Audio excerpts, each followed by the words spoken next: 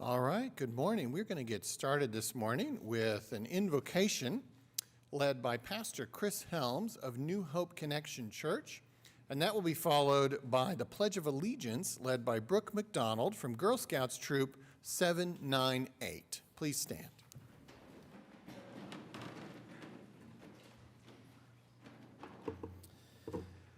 Lord, I thank you today for the privilege of prayer. Your word says we have not because we ask not. So today, with humble expectation, we ask you to hear our prayer. We ask for continual divine intervention in our lives. We don't want a silent partner, but we want an active participant. We ask you to be present in the governmental rhythms of Oklahoma City. Show this city favor, and may it continue to attract stakeholders from outside its region. Grant these officials on this council wisdom as they weigh each complex scenario before them. Guide them in their decisions as you prompt them to decisive action or restrain them with patient peace. Above all, impress their minds with a sense of your will and your plans for their civic duties. I pray a spirit of unity, selflessness, and humility upon them.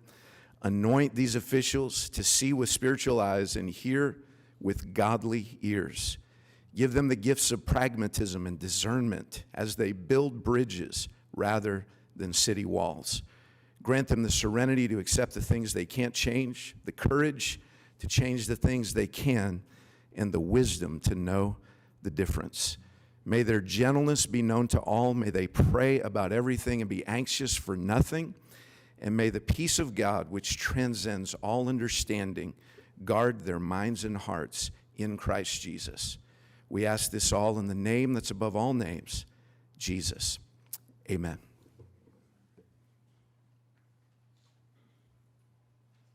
Good morning, ladies and gentlemen. Please join me in the Pledge of Allegiance. I pledge allegiance to the flag of the United States of America and to the republic for which it stands, one nation, under God, indivisible, with liberty and justice for all.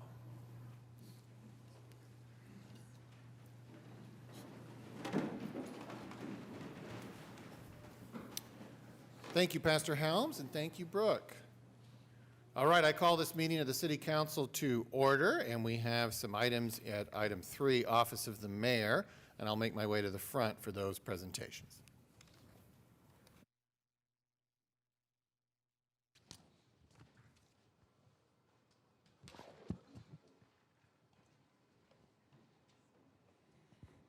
Why don't we start with Jason? Why don't you join me up here?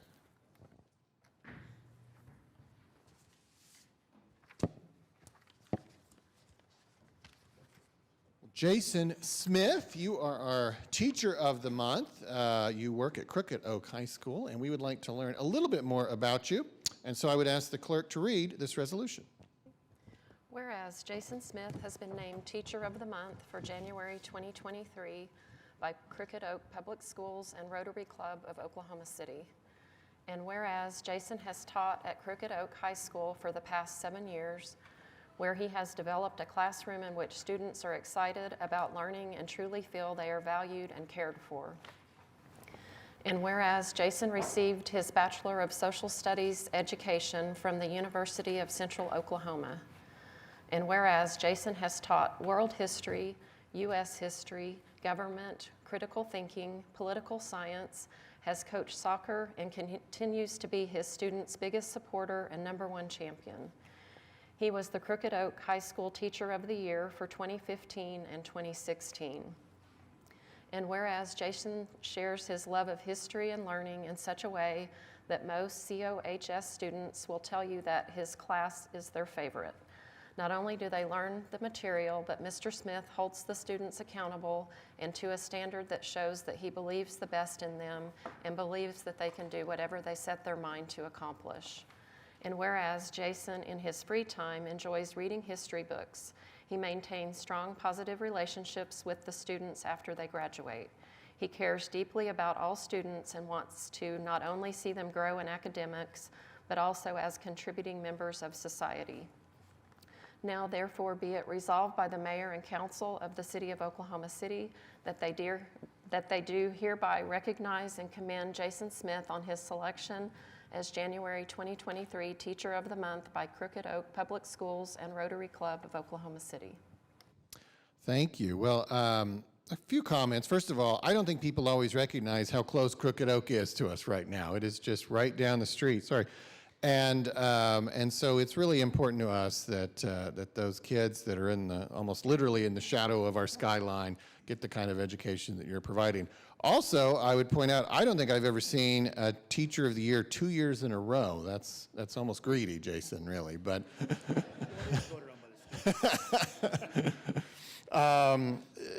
really interesting what you're doing down there, and I think there's probably a lot of people on this horseshoe and in public service in general who had a Mr. Smith in their life at some point. So I suspect you are creating some future public servants. Thank you for that. We would love to hear a few words from you, but first let me vote on this because I forgot to do that last time. We better get better at that. So this is actually a resolution, so let's take a motion and a second.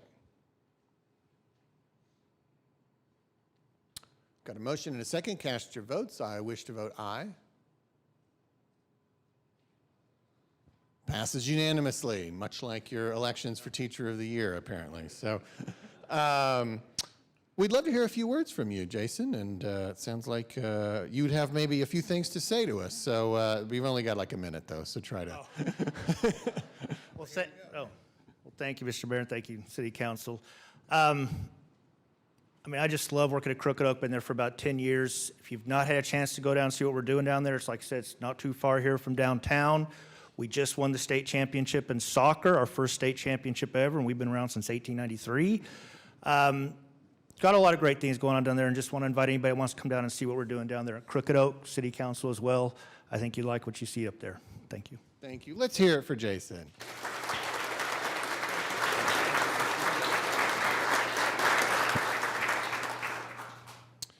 All right, why don't we bring Krista up here?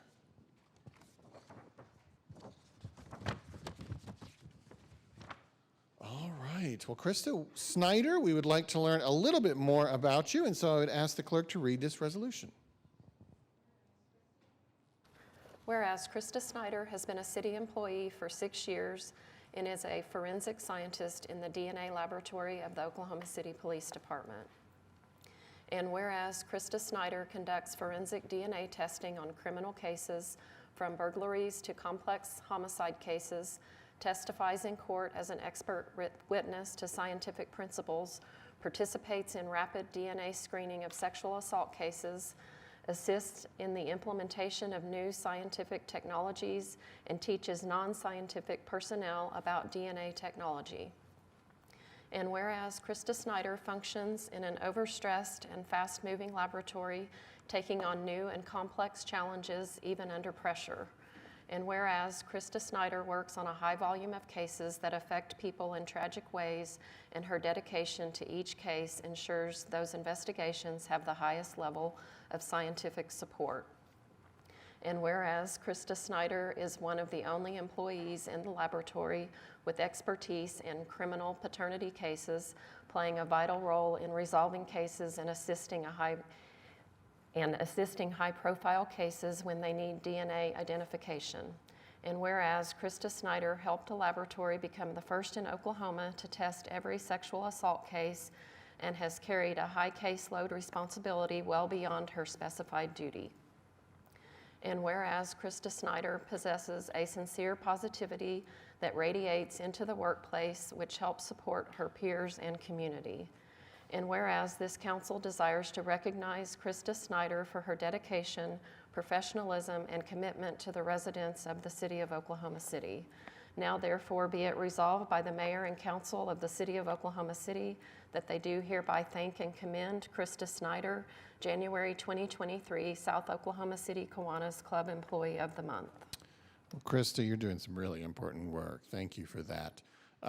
We would love to pass this resolution before we hear from you, so why don't we see if we can get a motion in a second. We have it. Cast your votes, and I wish to vote aye. Resolution, of course, passes unanimously. Krista, we'd love to hear a few thoughts from you. I bet that you can't even watch TV police drama because they're just too ridiculous, right? I mean, you are the person we all need to know so we can call and see if this is real or not. But I think that it's obvious from this resolution that you're playing a really important role in our community. I'm glad we were able to recognize that today. But we'd love to hear a few thoughts from you, Krista. Thank you. I just want to say I love my job. I work with a great group of people that make it easy to come to work. I appreciate the opportunity to help the citizens of Oklahoma City, and I'll continue to do my best in what I can do to help everyone. Thank you. Let's hear it for Krista.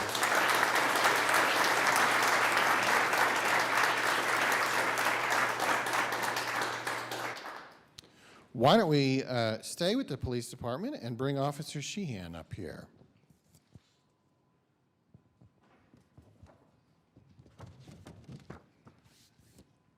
Good morning. Officer, you are our Police Officer of the Year, and we want to hear a little bit more about you, and so I would ask the clerk to read this resolution. Whereas Officer Bryce Sheehan has been a city employee for 4 years and is assigned to the Violent Crimes Apprehension Team in the Special Operations Division of the Police Department. And whereas on March 2nd, 2022, Officer Bryce Sheehan responded to a 911 call because a man the caller had been arguing with was at their home. And whereas Officer Bryce Sheehan arrived at the home to find the man in question walking down the street and approached him to talk about the call and ask if he was armed. And whereas Officer Bryce Sheehan attempted to search the man for weapons when the man pulled out a gun and fired a shot at close range, producing powder burns and causing Officer Sheehan to believe he had been shot in the face. And whereas Officer Bryce Sheehan maneuvered behind a car as the man continued firing shots, hitting Officer Sheehan in the back of his right thigh.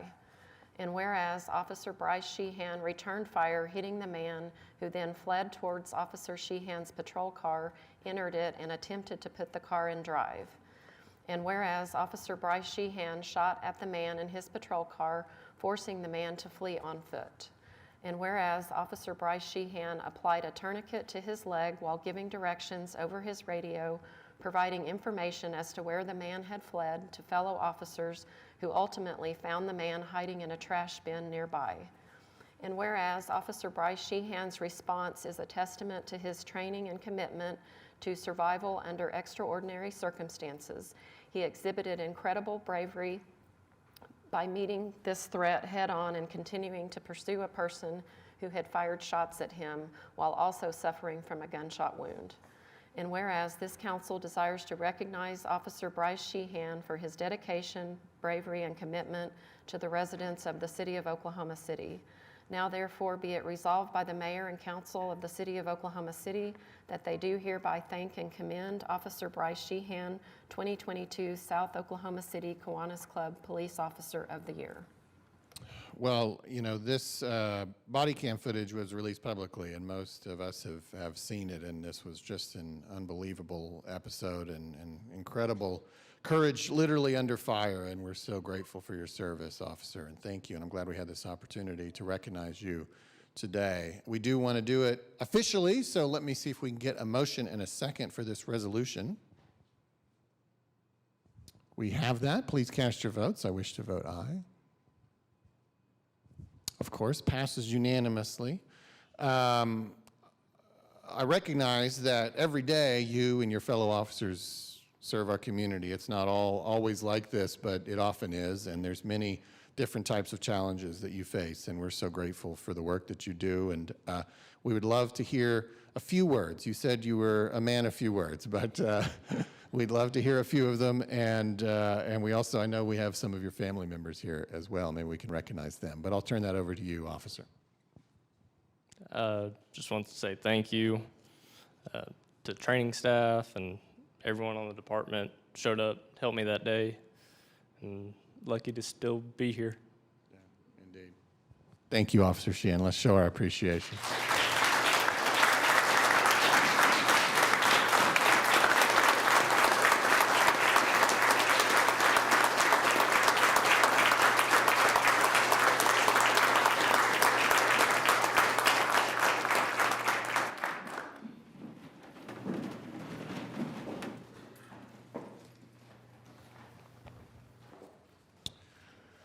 All right, and finally, we have Stephanie Davis. Stephanie, would you join me up here?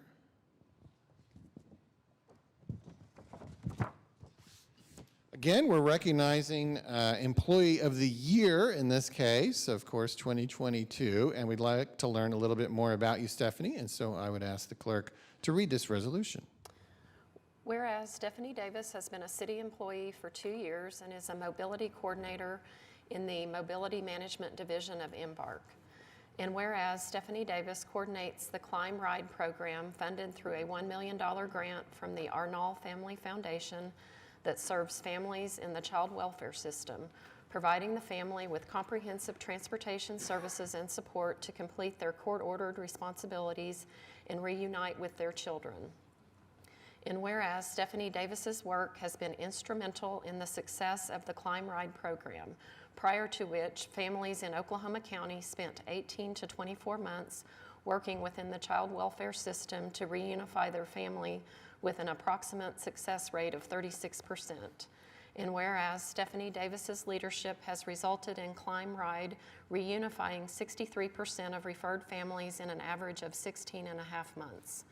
And whereas Stephanie Davis's efforts have created significant cost savings for the Department of Human Services in case-related services and support expenses, guaranteeing the Climb Ride program will continue to impact our community and transit-dependent people through its scalability and replicability to other social service issues such as mental health, substance abuse, elderly and disabled services, and workforce development. And whereas Stephanie Davis has presented the Climb Ride model at several mobility management forums and transit conferences, and multiple states are looking to launch similar programs in their communities. And whereas Stephanie Davis's diligence and commitment have been instrumental in the success of the Climb Ride program, resulting in winning the Innovation Award from the Oklahoma Transit Association in 2022. And whereas this council desires to recognize Stephanie Davis for her dedication, professionalism, and commitment to the residents of the city of Oklahoma City. Now therefore be it resolved by the mayor and council of the city of Oklahoma City that they do hereby thank and commend Stephanie Davis, 2022 South Oklahoma City Kiwanis Club Employee of the Year. Thank you. So Stephanie, you've only been an employee for 2 years, and one of those years you'll now have spent as the Employee of the Year. So there's really nowhere to go. I want you to know we don't have an Employee of the Decade, so there's nothing more for you to win. I actually vividly remember being downstairs a few years ago when the Arnall Family Foundation made this commitment, and this story of yours was such an important reminder of what transit can mean to a community, you know, and obviously you're helping change lives over at Embark, and we're very grateful for that. So this is well earned, and thank you for what you do. But we want to make it official, and so I'd like to see if we can get a motion and a second for this resolution. We have that, so please cast your votes, and I wish to vote aye.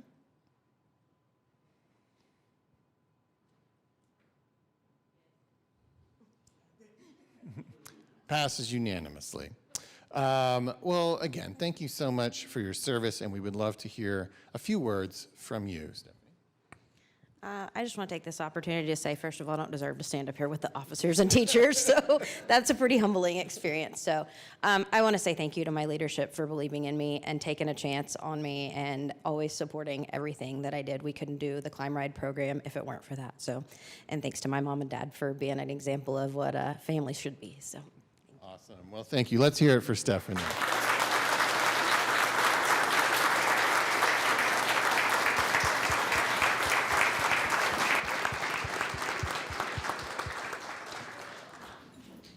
Mayor, may I? Go ahead. Just a moment.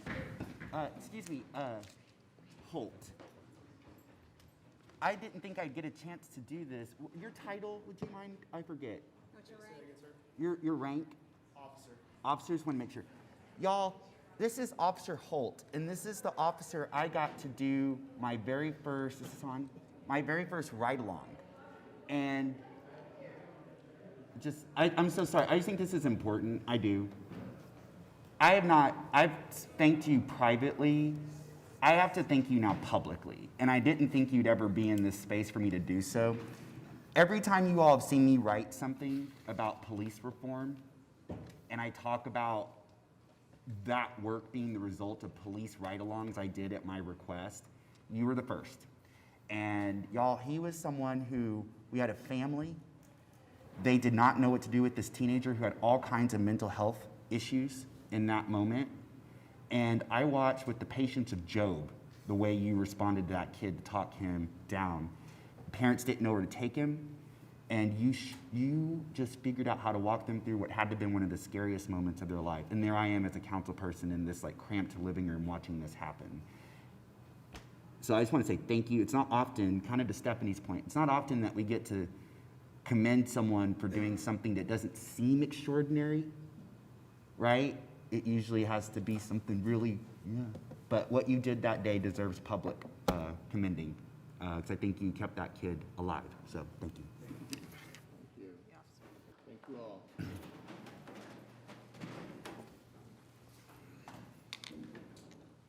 All right, that concludes Office of the Mayor. Item 4 is items from council. There are none today. Item 5 is city manager reports. Mr. City Manager. The only thing we have on the day is the claims and payroll. Don't have any other reports. All right, thank you. Item 6 is Journal of Council Proceedings. We have items A and B we can take with one motion. Can we? We have a motion and a second. Cast your votes. Are you guys having problems, or we'll have to keep I calling? wouldn't say we're having problems. I am. Yes, we both did. All right, passes unanimously. Item 7 are requests for uncontested continuances. Item 11B and 11E are on the agenda to be deferred. Is there anything else, Mr. City Manager? Yes, sir. I've got several. Starting on page 2, MFA item G. This is one of our workers' comp items. We need to strike this to make a correction. And that same item appears on consent docket on page 6, and it's item AI. So we'll strike both of those from the agenda. Then on page 9, unsecured structures, item 11K1. The following items will all be stricken from the agenda. Item A, 14300 Coles Road, owner is secured. Item D, 1101 North Pennsylvania Avenue, the owner is secured. Item F, 2522 North Chartel Avenue, the owner is secured. Item I, 2000 Northwest 14th Street, the owner is secured. Item J, 400 Southeast 15th Street, this is to re-notify as dilapidated. And then item K, 3332 Southwest 47th Street, the owner has secured. Continuing on page 9, under abandoned housing, item 11L1. These items will be stricken from the agenda. Item C, 1017 Northwest 10th Street, the owner is abated. And then item E, 400 Southeast 15th Street, again, to re-notify as dilapidated. And that's all the items that I have. All right, thank you. Item 8, revocable permits and events. There are none today, so we will recess the council meeting and convene as the Oklahoma City Municipal Facilities Authority, where we have items A through H we can take with one motion. As previously mentioned, item G has been struck. We have a motion and a second. Cast your votes.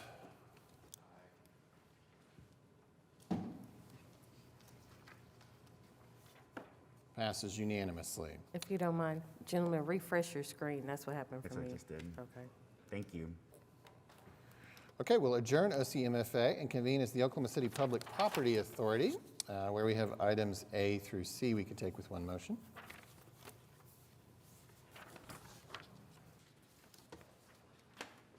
Got a motion and a second. Cast your votes.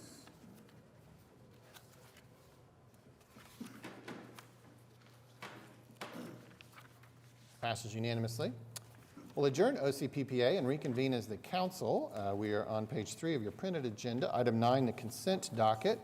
We have a scheduled presentation for item AK, and that is all. Is there any other item that a member wishes to pull out for separate vote or discussion? Yes, item C. Okay.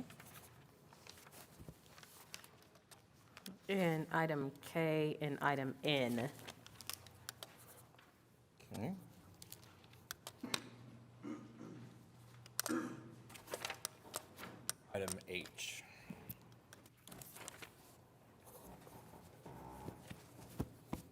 Okay.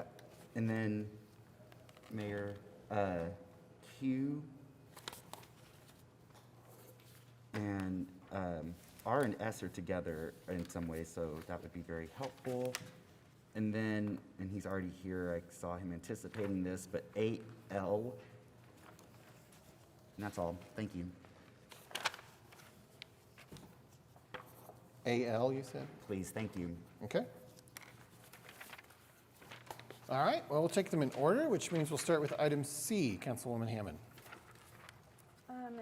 Yes, I know we've heard a little bit about this in the past, but I had some additional questions because I was doing some research both on the company Fusus that is being considered for this agreement, as well as generally real-time crime centers and best practices.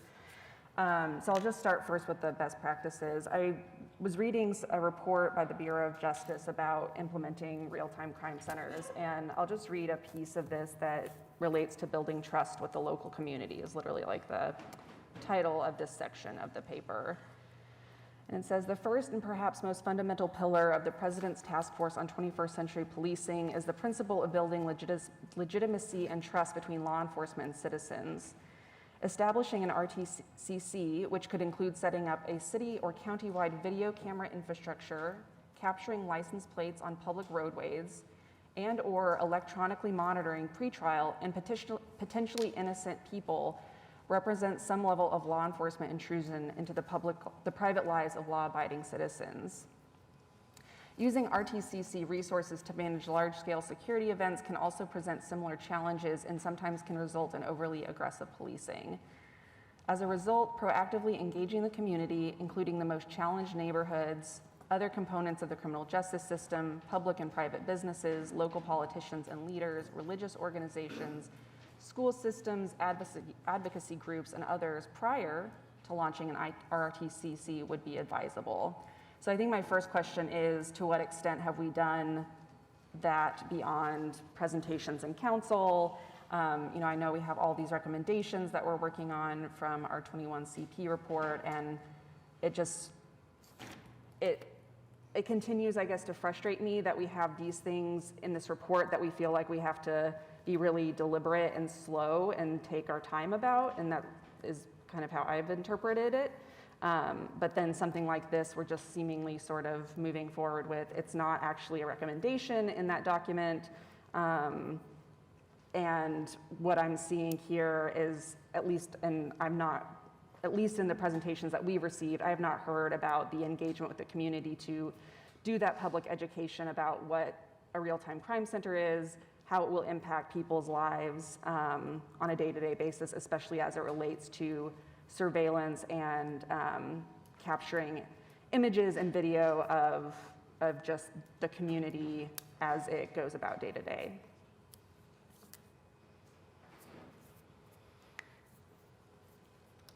Wade Gorley, Chief of Police. First off, one of the things that we've been very meticulous about in doing this is developing our policies, procedures, our SOPs prior to doing anything with this. And I will also reiterate that it's actually a real-time information center, because so many other people are wanting to come on board with this as part of the city. It'll allow us to monitor streets during bad weather and other things like that. And so we've done a lot of research. We are not, by any stretch of the imagination, the first city in the country to do this. Most major cities now have these. Tulsa is about to implement theirs. I have done a lot of work on the public side of it. I've done several interviews with local media where we've explained the rollout of this, what it will include, what it will entail. We also have a presentation that we've recently put together that will be for the public once we get this more close to being operational, so we know what our capabilities and everything are in doing this. We're also setting up our information center. We are starting small and moving forward with that until we can figure out exactly the best methods that we can use this and how it's best going to serve the public in what we're doing. And what's very interesting too is that a lot of the technology and things that are in place using analysts we're already using. And we have prevented several instances, and give you some examples. We've had more than one, and just recently we had an incident at the Oklahoma Christian University. that turned out to be someone trying to generate a massive police response to a false call to 911, generated as a result of someone saying that there was an active shooter on the campus of the Oklahoma Christian College. This is exactly the type of technology that the Real-Time Information Center will help us with. We used our analysts and some of the things that we do have in place now that will be part of the Real-Time Information Center to determine that that was a false call. We didn't have an over-generated police response. We were able to reassure everybody involved, and we actually identified a suspect in that case as well. So this is the kind of information that will help us. We have been in touch with school districts throughout the Oklahoma City area. There's multiple districts that are within Oklahoma City. They want to be on board with this. They want us to have access to their cameras so that we can stop these kind of things from happening, but also too, if something real was to happen in way of an active threat or a shooter inside a school, we would be able to not only identify that individual when something is occurring, but the goal is to identify that individual prior to something happening and address that so we can prevent those.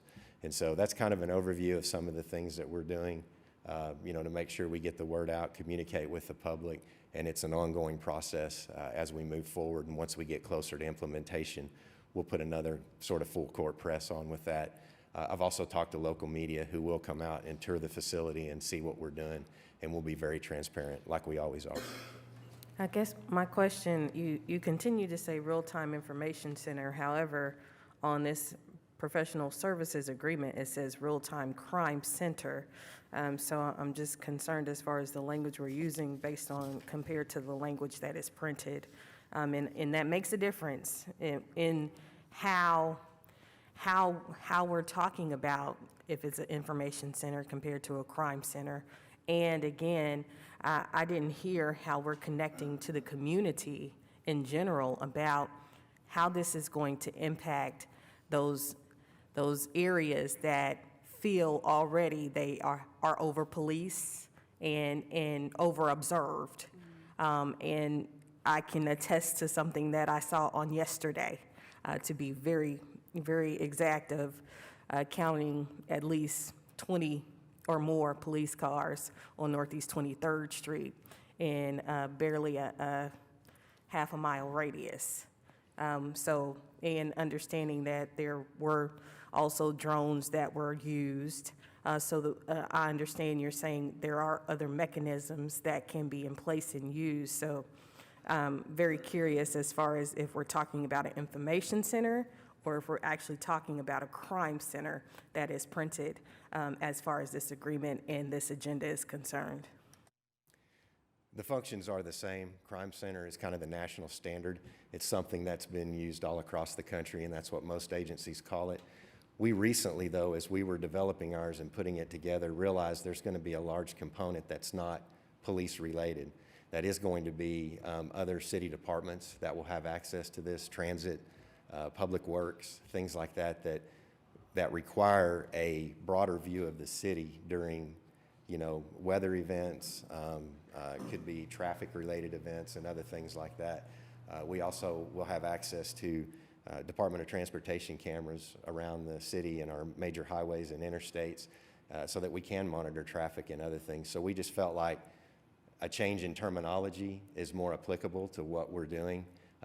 Crime centers, they do the same thing, perform the same functions, but it's just the name that most other agencies, and that is the standard around the country.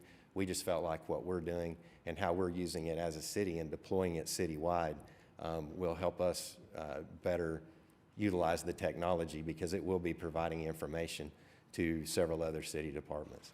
As far as your comment about areas being over-policed, that's exactly the point behind this, is if we don't have to have a police response to something because we can get eyes on it before an officer has to go out there, it actually helps. It also helps us identify who in a neighborhood is committing those crimes so we don't go flooding into a neighborhood and stopping good people that aren't criminals, that aren't committing criminal acts in those neighborhoods. We want to know who is so we can target specifically those individuals. And that's what these information centers and our analysts will help us with. And again, they're already doing it. We've been very effective at it in stopping gang crimes and other things like that. So I think that answers your questions, but if not, I'll be happy to follow up. It doesn't, because I guess my concern for you saying that is, where does community and neighborhood policing come into play in this? Because I don't hear that. If we're already creating and establishing relationships that we're supposed to be doing with the neighborhoods in our community, then it seems as if we would already have our ears and eyes on the street to understand who are the perpetrators in these specific areas. And I say specifically because even myself, I can call a couple of people and say, what's going on? And they tell me. Or they reach out to me and say, Nikki, this is happening around us. Can you help? So I guess I'm confused in that. And I still want to be very transparent, because I think that's where we have to be open about these conversations, because as I read Crime Center, and I understand its semantics or how it's written, and it doesn't mean something for some, but it does mean something for many. How we say and write and specify what these things and these systems in these places or centers are supposed to do. So I hope you understand I'm not trying to interrogate you, but I want to be very clear in asking my questions, because these are the questions my community is going to ask me. And if they haven't had these conversations with you, I'm going to be responsible for them for the most part. Well, and Chief, you might mention too, the intent isn't for this to replace community policing. The officers are still out there working in the community. It's just an enhancement, it's an additional tool to be able to use. So we will still be emphasizing community policing. Oh, yes, and that's, I'm glad you clarified that on the question, because this actually helps us with that. What this allows us to do is to establish an information point where a lot of people that do have that information, that we have relationships, they don't want to come forward in a formal manner and have to testify in court and things like that. So this allows that information to be shared and exchanged, which we have explained in a lot of our community meetings and other things, and just to folks that we speak with in the community in general, that this will allow them now to remain anonymous, because it can point us in a direction where we already may be looking at, and we can use technology to now help us gather the information to build a case without someone having to come forward and have fear of retaliation. So this will actually help in those instances and actually improve those community relations. And we've already seen that happening in several cases that we've had recently, where we have used some of the concepts, even though we don't have all the technology in place, but we have used these concepts with our analysts. I have just one other question related. I was on the Fusus website, and when they describe their product, it says whether it's unmanned aerial vehicles, drones, a traffic camera, a private cell phone video, a building security camera, or a bomb disposal robot, Fusus can extract the live video feed and send it to your emergency operations center and officers in the field. So I think my question is, what extent are we going to be utilizing those particular tools? The drones that we have purchased that we have been told will really just be used for events in the past and have been used for other things. Beyond that, traffic cameras, private cell phone footage that is apparently live, being live video feeds. You know, how do we know which of these tools we will be using with this platform, and will those operating procedures, the transparency about specifically what types of tools, where they are, and when they're being accessed, will those things be publicly on our website somewhere for people to see and know? I guess my question is just like, how do we know over time, as we potentially would add more, essentially video feeds in particular into the system, what is being accessed, what is being utilized, and what is not open to feeding into this system? So Fusus does not go out and actively look and seek and sort of overtake these devices and view their video. All Fusus is a software mechanism that allows us to bring in those things and have that capability to do this. So what all of the things that you're talking about in relation to cell phone video from private citizens or businesses, that's at their request that they do that. We don't do any of that. They have to reach out to us and say, which several businesses that we've talked to in developments that are starting throughout the metro area, there's a lot of big developments coming up, and a lot of times we meet with them to talk about security, in their venues that they're going to have in their areas. And so they're the ones that would then say, I want to put our computer, or our cameras, our other video devices on that to allow us to do that. We would not go out and overtake those things or do anything like that. But I guess my question is, I have grave concerns about the idea that even if at somebody's request that we could access cell phone video, but even if, like I said, that's fine, I consent, that there are other people in the area that are not consenting to that surveillance, and I wouldn't want government to have that kind of potential for access to something like that when I, as a person out in the world, do not have knowledge and have not consented for my image and actions to be surveilled in that way. So my concern is something like that in particular, I still think there's issues with all of these as far as surveillance and over surveillance, but I guess my question is, where are we going to draw the line policy-wise about what we're willing to tap into even at an individual business or individual person's request? Because again, I just have big concerns about, we talk about, in this country, we want small government. Like, this seems to be expanding the role of government surveillance in our everyday lives, potentially without our individual consent. So a lot of these issues, and matter of fact, the majority have been, which is one of the reasons we've waited to do our implementation until cities all across the country have done this, is there has been a lot of things that have worked their way through the court system, and that's where those lines are. They lie in the court system, in the federal law, the state law, our local ordinances. We have to follow those. We cannot use any tactics or anything that would violate any of those laws.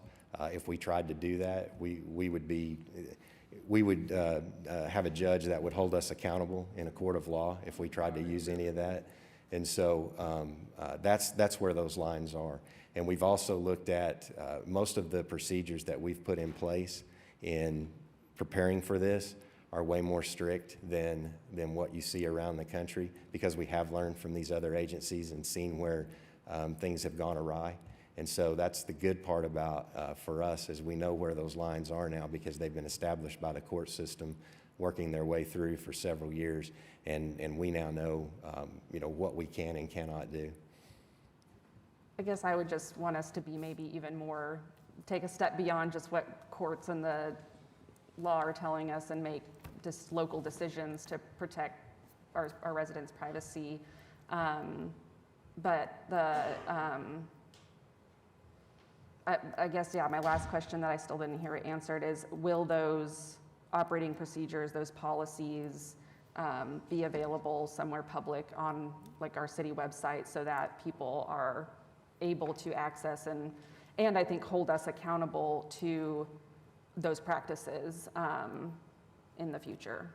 Our entire procedure manual is currently online. It'll continue to be. And so we don't have anything to hide when it comes to these any of it. procedures, when will they be added to that? When will they be what? Added to that? Once we get this up and running, that's when we'll release those procedures, because those procedures don't have a purpose right now until this gets up and running, and then that'll be available. I guess, again, going back to the prior to launching, having that kind of transparency about these are the things that we are considering as far as our policies. So I would want those as a resident, I hear this from other residents, to have that prior to launching anything versus, hey, we have this final product and we're putting it out to you. So I guess it would be great if we could do that prior to launching anything like this so that people are aware before, things get fed into our system. So that's all I have. And I would like to vote on this separately. I just briefly want to thank you for the presentation and the information that you provided to me. If someone wants to look at this, if you just Google Real-Time Information Center or Real-Time Crime Center, each city varies, but there's a wealth of information, especially there's some good information from Fort Worth, Texas, on the success that they've had with the program, the new technologies it's added to help, especially in times when our police force numbers are down.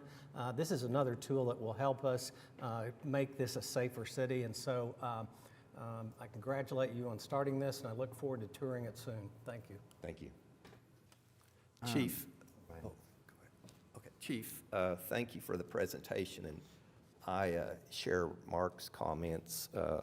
I think this is great and appreciate City Manager's effort to identify ways to supplement our police officers' shortage in terms of numbers, and this is going to go a long way to continue to improve police protection and perhaps even assist with traffic control.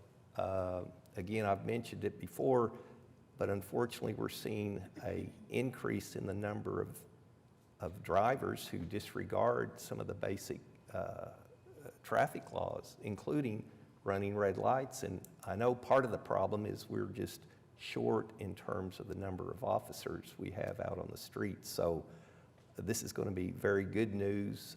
The residents of Ward 5 who have shifted some of their concerns from conditions of streets and drainage issues, Craig, to police protection will, I think, feel quite a bit better as a result of this information.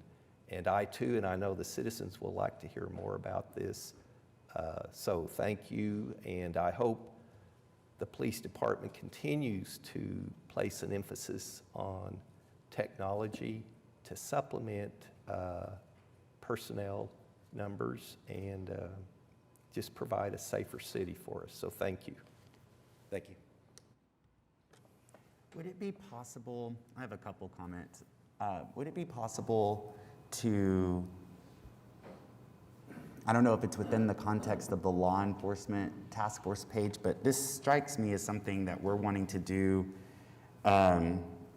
with the stated goal, I guess, of reducing crime and sharing the information and data to do so. Is it possible to share that within the context of the larger work we're doing as a city, like on the website?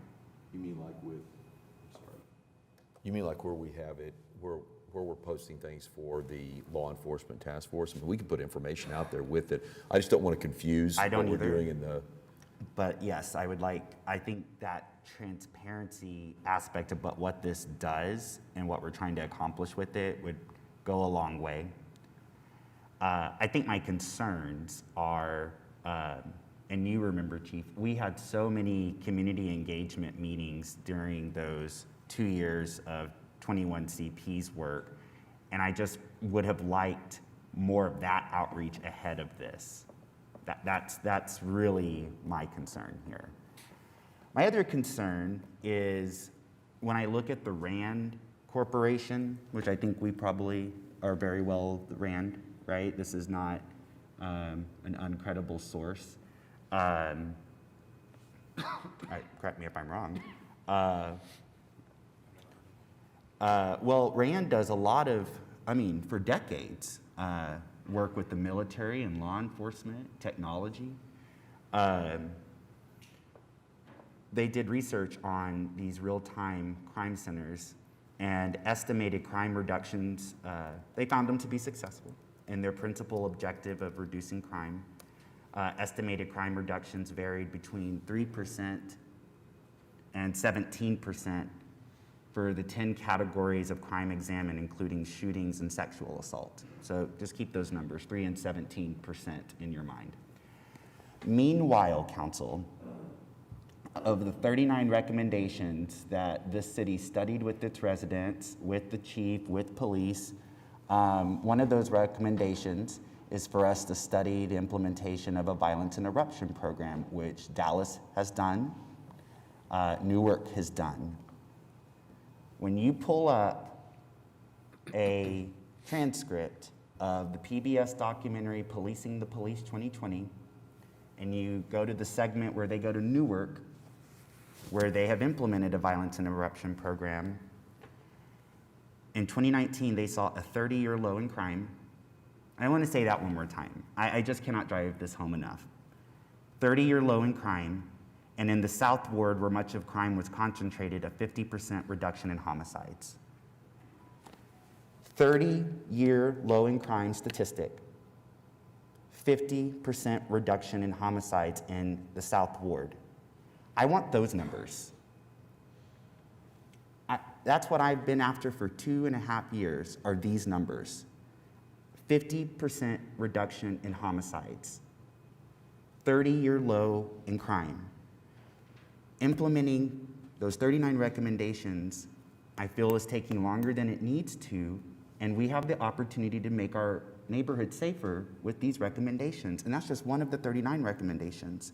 So in my mind, that is something we could have prioritized way long ago versus something that from Rand Corporation says 3 to 17% reduction. I think it's part of the toolkit, but I don't understand why we're not prioritizing something like the violence interruption program,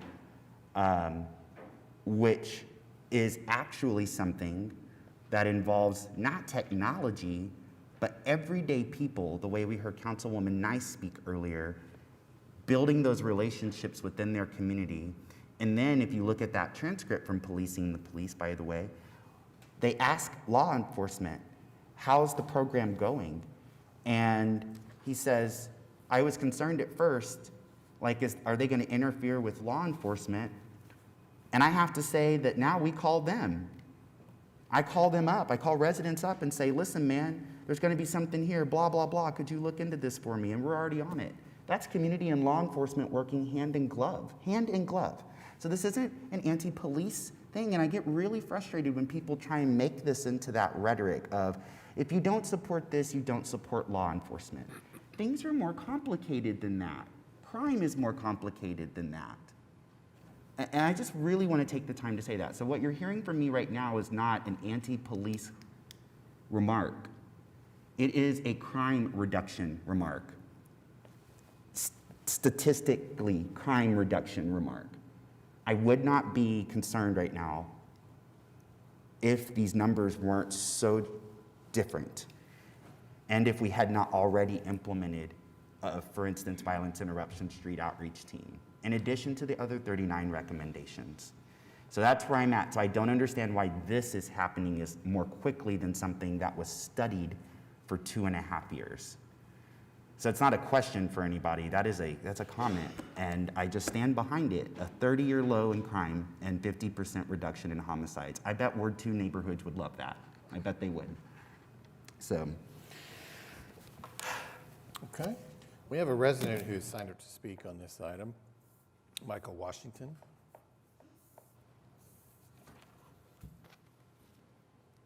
Michael Washington, 3521, Northwest with a 151 on it. 51, Oklahoma City, Oklahoma.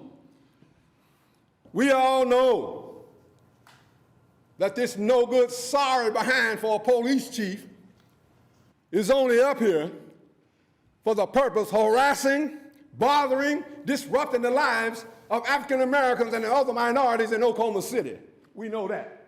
That's right, now I mean that. You know you ain't no good. It's only designed, pardon me if you would, I have a little slight variance to my voice. We only know it's designed for the purpose of invading upon the privacy rights of the citizens who are not aware that they're being violated like this here. Well, sir, I'm going to fight this to every inch of the way, and the hell with you. You and I, just like a lawsuit you got filed on your behind, sucker, we're going to still file on you. That's right, you heard me.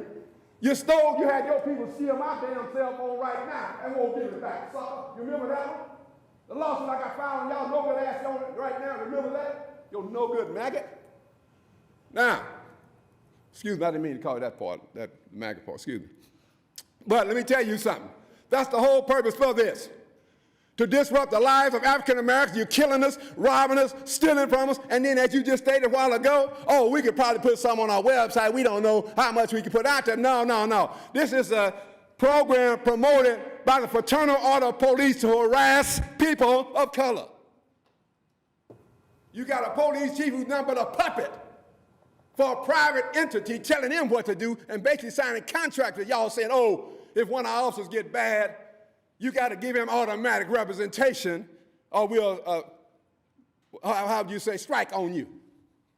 Now this stuff, I saw, look at this fake crap. Really? Oh, how you call it? Real-time crime center? Really? Ain't you got a crime center already in Oklahoma Police Department? Oklahoma City? What the hell is that over there? Some tinker toy ass stuff out here? That's what we need to know about.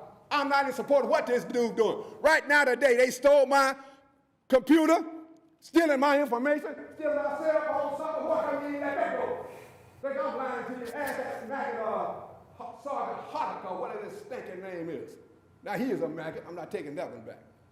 Now.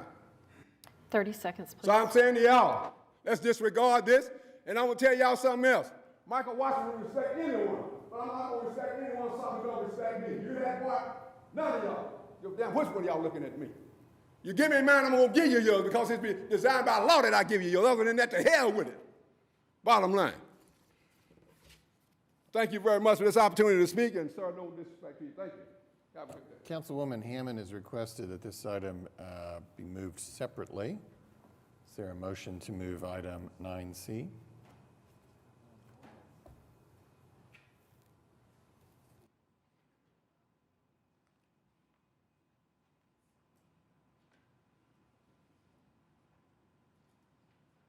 Is it thinking about it? Okay. Well, we could do this verbally, I guess. Is there a motion to move item 9C? You can say it out loud. Oh, here we go. Maybe we've got it. Is that? I've got a window. Can you do it though? Just since you, is it looking at you? Oh, okay. All right. So we have a motion from Councilman Stone and a second from Councilwoman Young. Can you cast your votes? Are you getting that? I'm getting that. All right, I guess you want to do a quick roll call, I guess? Okay. This is on item 9C. Yeah, if everybody will refresh, it'll work.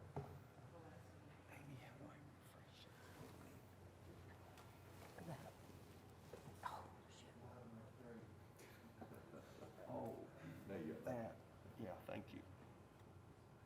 That'll fix us.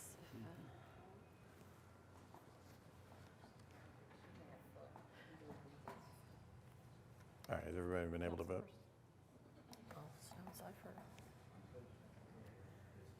Councilman Stonecipher, do you have a window for voting up? I do not, sir. Okay, how do you wish to vote? How do you wish to vote, Councilman? Here it is. Okay.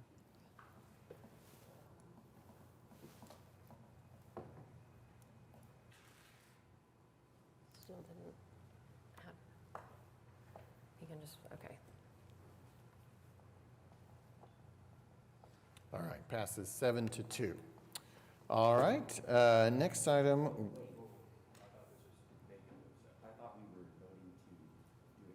Nope, it's not how it works.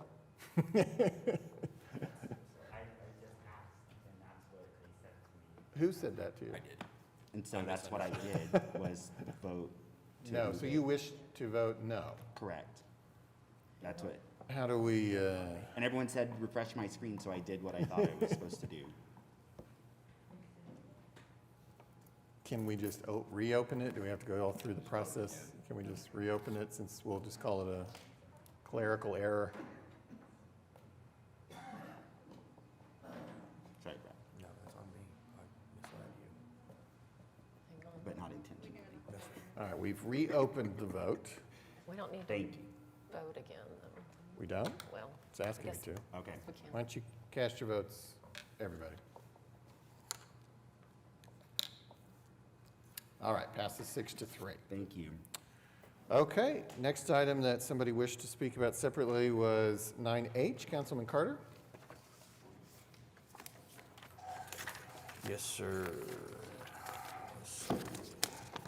Eric, is it you that I talked to? Yeah. So this has just been a highly contested and anticipated project in our areas. So I'm just seeing a change and just kind of wanting to get an update on it and see where we're going to be and how quickly this will be opened up. Absolutely. Eric Winger, Public Works Director. So item H is a change order 7 for the pedestrian bridge. It's actually over Northwest Expressway. Like many projects, this project has suffered not to the expense of the contractor, but to delays on materials and some things where they're just simply not able to get some things timely to actually get the final installations completed.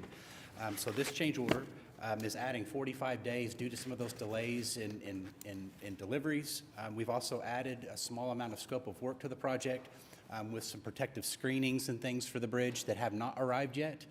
So we are anticipating that the project be fully complete this spring, although I don't have a final completion date to share today.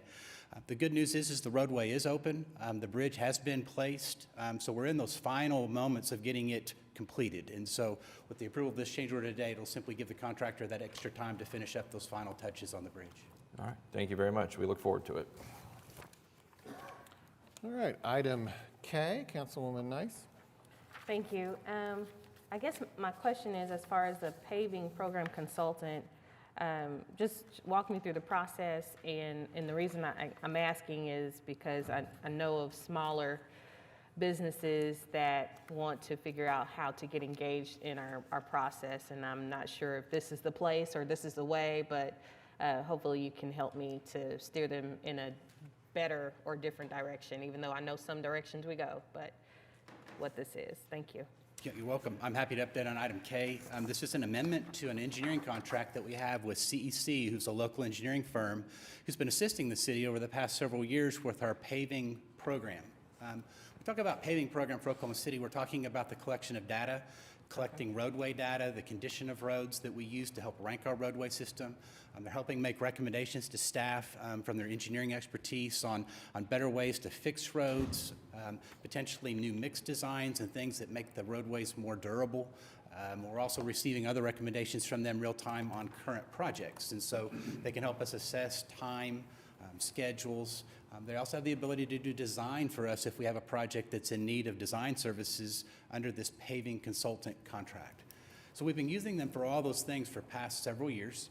This simply is an extension of that contract. It makes that work retroactive to June of last year. There are basically 3 new changes. We've reduced the scope to be consistent with what we've been having them perform in the last year, so it's actually reducing the cost of the contract. We're actually also increasing the estimated construction cost should they provide a design from $1 million to $1.5 million without having to go and re-advertise for some immediate work. We've actually done that on a number of engineering contracts. As the cost has increased due to inflation and material cost increases, we've just seen generally construction be more expensive. This will put this contract in line with other ones the council has previously approved for that same purpose. And then lastly, if we assign them a work order while the contract is active, it puts a term in the contract to allow them to finish the work if we choose not to renew it in the future. It'll at least let them finish the work that's underway. So again, we're using these services for our paving program, Oklahoma City, help rank streets, collect data on streets, and making sure that we're making good recommendations to the council when we bring projects forward to you. Okay. Thank you. Okay, Councilwoman Nice, we'll stay with you. Item N.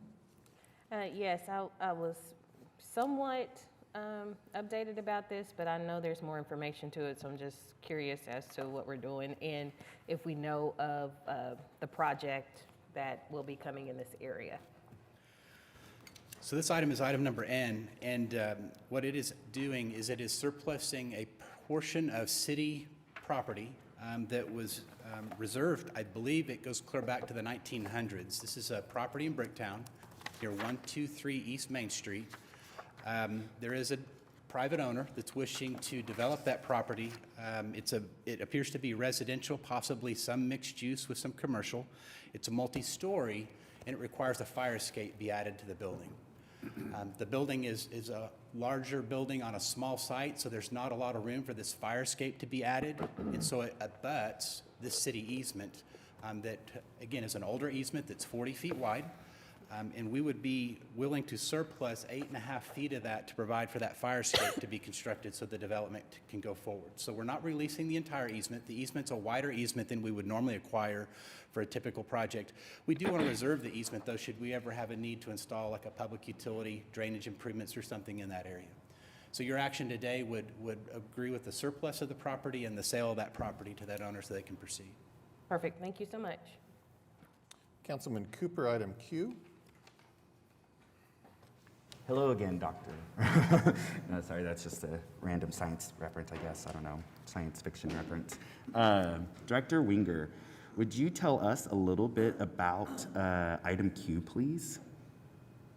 So item Q is our project that's ongoing. The design is proceeding for the bridge rehabilitation or the bridge replacement of the May Avenue over Northwest Expressway.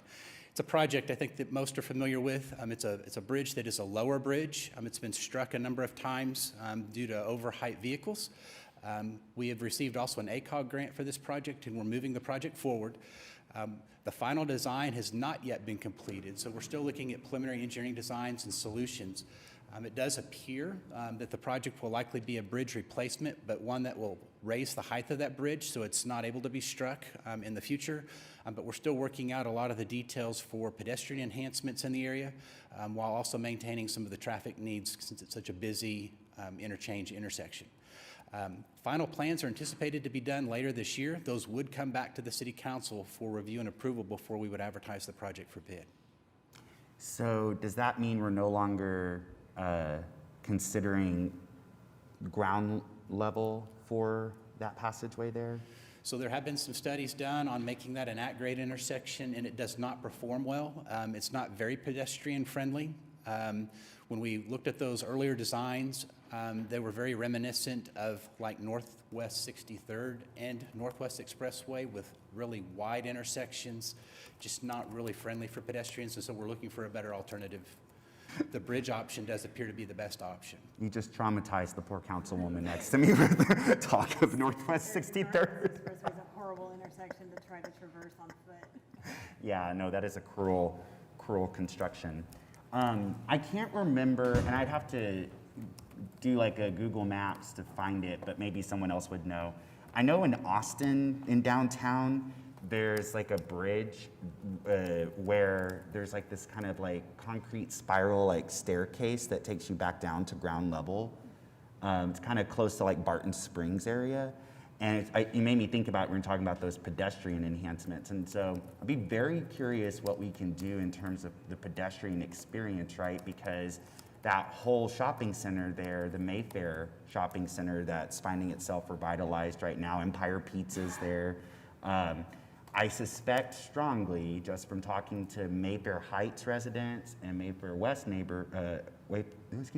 Mayfair West residents, a lot of them are excited about the sidewalks that have been built in Mayfair Heights, the ones that are coming to West, because they want to be able to use those to walk to the Mayfair Shopping Center.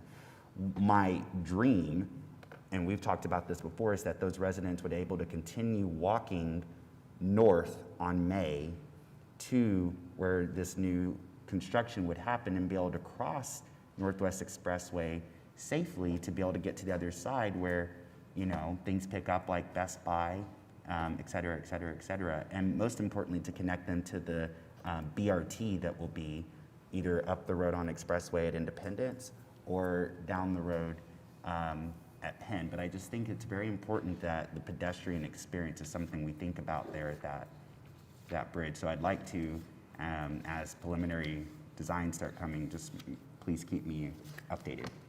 Will do. I'll be happy to share those as soon as I make some decisions, but it is moving forward, and that is one of the priorities of the project is for the pedestrian improvements. Okay. Thank you. And we'll stay with you, Councilman Cooper, RNS.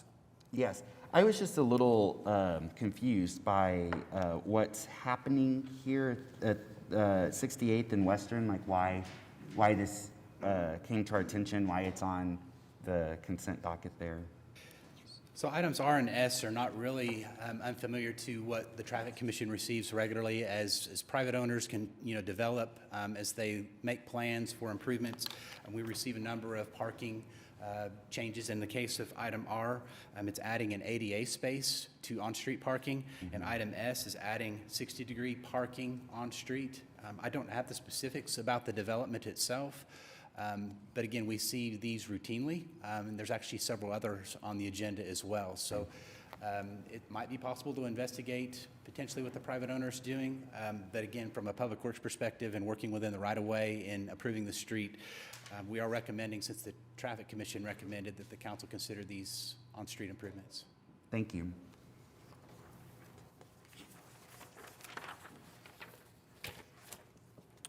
Okay, this brings us to the scheduled presentation we had for item AK. Yes, David Todd, our MAPS program manager, is going to just give us a quick introduction to this item and so we have a presentation on the master plan for the Innovation District. Good morning, David Todd, MAPS program manager. We're really happy to be bringing you this master plan for the innovation connectivity. And Luke Schmidt is here from Kimley Horn to explain briefly all the input that was obtained for this plan and then what ultimately came out of this. So I'd like to hand it over to Luke Schmidt. Excellent. Good morning. Thank you all for having us here today. I really appreciate it. My name is Luke Schmidt. I lead the Kimley Horn team for the MAPS 4 Innovation District and Connectivity Master Plan in Phase 1 of implementation. So today's exciting. We're going to talk about public engagement and the scope of our work, as well as the initial recommendations in the master plan, and then the next steps in the project. Just to give you a sense of the area that we're looking at, so our study area is bound by I-235 to the west, approximately Lottie to the east, 23rd Street to the north, and the railroad tracks south of 4th to the south. So that's the area that we've been evaluating for the master plan. With this master plan, we're really focused on priority connections, how do we best connect into the neighborhoods, establishing a backbone of the innovation district from a mobility standpoint, and also connecting outside of the study area as well. What we're focused on with this master plan is sidewalk improvements, bicycle facility improvements, as well as pedestrian improvements in and around the study area itself. Throughout this master planning exercise, we've been focused on ADA compliance in the study area, establishing a minimum sidewalk width within the study area on the priority corridors, looking for opportunities for trees and shade so the sidewalks are walkable, enhanced pedestrian crossings. We're looking for opportunities for implementing lighting and filling in the holes where there might not be existing street lights. We're also looking at bicycle facility opportunities as part of Bike Walk OKC. And then along those lines, upgrading traffic signal detection where bicycles are being proposed on the corridors. So those are the elements that we're focused on the corridors themselves that we'll talk about here in a minute. Over the last 6 months, public and stakeholder engagement was the North Star for the work that we've been doing. We've been focusing on many different ways to get citizens and stakeholders in the area engaged in the process through pop-up events, HOA and neighborhood meetings, attending conferences, churches, schools, and parks, as well as stakeholder communication and coordination. We've been doing this both in person and through an online platform to receive feedback as well as surveys and comments in the study area itself.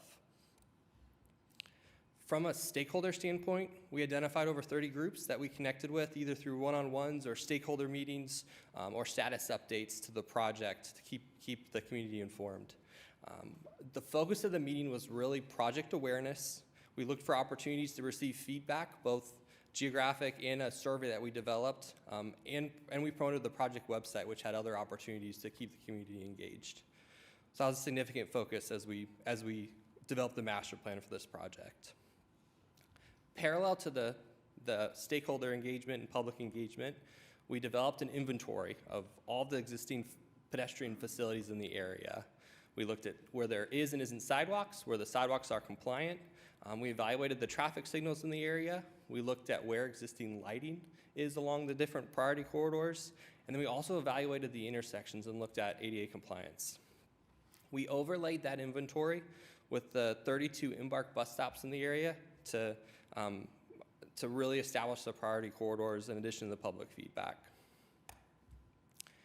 So summarizing our inventory as well as the feedback that we received from the community, the significant themes that we heard, first and foremost, was neighborhood connections, making sure that any facility was connecting to the neighborhoods. Then we heard a significant opportunity to develop, to pair with development opportunities in the area. So both the Innovation District and Convergence, as well as the 4th Street corridor that was established with the south of 8th Vision. We also identified other priority corridors like Lottie, Lincoln, and Stonewall that can create significant barriers for pedestrians. We also heard a significant push for transit connections, making sure that pedestrian facilities are connected to existing transit stops. Last but not least, we heard time and time again the barrier that I-235 creates to connect the Innovation District to the downtown as well. So from all of the feedback that we received and the existing inventory, we established Priority A and Priority B implementation areas. These coincide with Phase 1 and Phase 2 of the MAPS 4 implementation plan. The Priority A corridors that were identified were Lincoln Boulevard, south of 10th Street, Lottie, Northeast 8th, west of Lincoln, as well as Northeast 4th. So these are the priority areas that are proposed to be implemented as part of Phase 1 of the MAPS 4 implementation plan. The Priority B corridors is the remaining section of Lincoln from 10th north of 13th, as well as Stonewall, 6th, and 8th east of Lincoln. So these are the corridors that were identified for both Phase 1 and Phase 2 of implementation as part of the master plan. So I wanted to show you 2 quick excerpts of the master plan that show an example of what some of our project sheets look like. So this is the Northeast 4th Street corridor, which is a Priority A corridor in the master plan, which coincides with Phase 1. On Northeast 4th, we're proposing bicycle facilities in line with Bike Walk OKC, as well as enhanced pedestrian facilities, including wide sidewalks, street trees, street amenities. So that's the proposed improvements on the 4th Street corridor. One quick excerpt from Priority B, which is a Phase 2 project. This is the Northeast 6th Street corridor. Again, on this corridor, we're looking at filling in sidewalk gaps and correcting ADA noncompliance along the corridor, adding street trees where there's opportunities, as well as benches and other amenities to encourage people to utilize the corridor from a walking standpoint. So today, we're discussing the master plan. If approved, the next step will be preliminary and final design of the Phase 1 projects. We are anticipating wrapping up design potentially this year and starting construction end of this year, early next year is the next step in the process. So with that, I'd like to answer any questions. Any questions? I just have, I know we've been very intimate as far as discussing in working with the community about this connectivity plan. So my question is, I know we talked about the surveys and feedback, so how much of the community responded? I think that's very important for everyone to understand, because clearly that number is influencing a lot of what this work is going to be doing as far as this area is concerned. Great, yeah, I can absolutely answer that. So our project website, we've received over 500 map comments and surveys on the project website itself.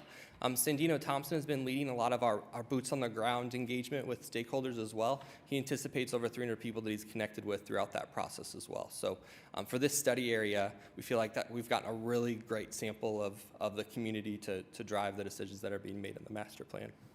Yeah, and I want to reemphasize that's the most important piece of this.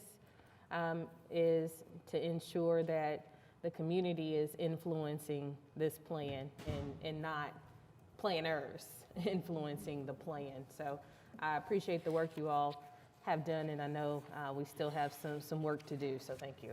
Thank you. On that note, and we've already spoke at the MAPS Citizens Advisory Board, so you know my thoughts on the work, which I appreciate. But on Councilwoman Nice's note, I know that I met during December with my bond advisory representative for Ward 2, Tamaya Cox-Teray, and a young woman named Mariana Adams that I know Council is familiar with because of their work with the Human Rights Commission. but there's a group of people working on the east side who are very interested in precisely this work, and I think they're working with Sandino, but I don't know if you've had a chance to talk with, is Mariana's name, does that ring a bell? Correct. Remind me again the project that they're focused Forget on, the or name. It's like a northeast, I mean, they're trying to, basically, it's to the councilwoman's point, they're trying to make sure that residents are engaged with the Northeast Renaissance, but also the stuff that's happening. They're very interested in 4th Street and where the Jewel Theater is, for instance. I just can't remember what name they're calling. It's a couple young black women who have an architect. Is it South of A? South of A. And Open Design Collective There we go, thank you. in Black Space, Oklahoma. Thank you. Yep. But I had told them in December, before I saw this, that they should connect with you, and I didn't know if they have yet. And if they haven't, I'd like to connect you all. Great. Yeah. So Sandino is a big part of the Northeast Renaissance. So we've been working with that group as part of the engagement process. As far as the South of A study, we've coordinated with that team 3 times throughout the process. I believe it's in June and August, and then as they're come up with final recommendations. So that was a significant part of the 4th Street vision as well. As the South of A study really establishes 4th Street as a critical commercial and community corridor. So we're using the South of A Street study really provided a vision that we're going to build on as we proceed into design plans for that corridor. If it's okay, I'll connect those young women with you, because I know Sandino's done some work with them, but I think theirs might be just a little outside of some of what he's doing. I can't recall. But just 4th Street, for instance, they just have some really good ideas about how to take the planning work part of it, the infrastructure, and combine that with the cultural conversation and being able to recognize the cultural impact that places like Jewel and the communities which traditionally have lived there, though displaced quite frequently, what they brought to the table. So I just want to make sure they were a part of that conversation. Thank you. And to just to answer that concern, that's one of, as I said, we've been intimately engaged in these conversations, and that's the reason why, because we want to ensure of those cultural assets and connections. And as he said, the South of 8th was the study for that cultural connection to be focused on the area of 4th Street in particular. So again, that the plan that we are seeing today is heavily influenced on South of 8th. So that's the one thing I am pleased about, that the voices of the community have been heard in this engagement. My one question, so I see in our documentation in our council agenda packets, we have the master plan document itself that looks like it's about 60 pages. I don't know if this is a question for you or city staff, but are we going to be able to make that available somewhere, like maybe on the city website or maybe on where the surveys have been hosted, so that folks can go look at it and kind of dig a little deeper than just the presentation here, which is great, but to be able to look at those different corridors that we didn't cover? Yes, absolutely. We'll great. make that available. I think we can connect it to this item. We'll also put a link on the Maps 4 part of the OKC.gov. That'd be great. Awesome. Thank you. Okay, thank you. And finally, Councilman Cooper, item AL. Yes, and I've already mentioned this to council staff, but I had a couple Ward 2 residents reach out to me late last week expressing concern about the selection process when it comes to the venues in Maps 4. They reached out to express concern that one particular entity seems to find itself awarded with the contracts for the MAPS venues. So they reached out because they expressed concern about that, particularly as it related to kind of wanting to know why it's not something that they see more spread out across entities, and also the local aspect of it. So I was not involved in that, so I would like to ask Director Todd to kind of walk us through what that, I know we have an RFP process, but I was not involved in that process. So maybe just kind of walk us through how we got here, please. Pardon me, sure. The process that we use to select A&E Consultants is the one we've used since the 80s. It's through Public Works. It's a standardized process with the exception in maps. We also include 2 people from the subcommittee as voting members, and then we bring in the operators for the facilities. Populous is being recommended for this project, but they do have a local connection. They are partnered with GSB. Every time they've been their partner with Populous, they were their partner on the convention center, and they've done an exceptional job. The interview process is to figure out who is the best group to do that project, and with some local consideration. I will say that of the 3 that were interviewed, one of the other firms had a national design consultant from Kansas City, whereas Populous has an office in Norman. The group, True, that is working with this predominantly is out of Kansas City, but GSB is doing a considerable, if not the majority of the work that will be. They're just flip-flopped in how they presented themselves. So one of the other groups is a local firm, but they have a national design consultant. Then the third group that was interviewed, very reputable group, very, very talented, but the concern with them is that the lead person was out of Dallas, which isn't a big deal, but the other 2 people that were working on the job were in Kansas City and Denver, and that just really didn't seem to fit our needs and be the best answer. So there is a local connection with Populous, and it is a process that we've done time and time again that included subcommittee members and the operator, and it was overwhelmingly agreed that they were the best firm for this project. Well, I appreciate you walking us publicly through that process.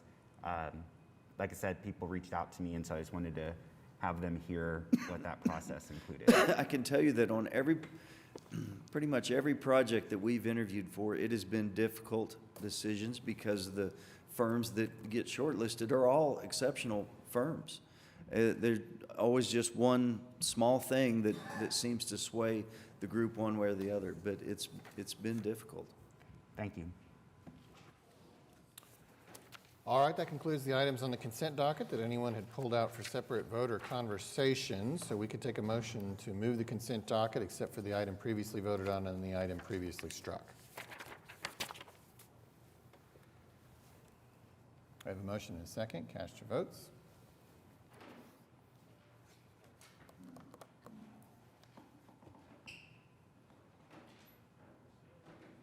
You're not showing me. It shows green on my screen, but actually, no, that looks like an old thing. Oh, do I finally have to do the refresh thing?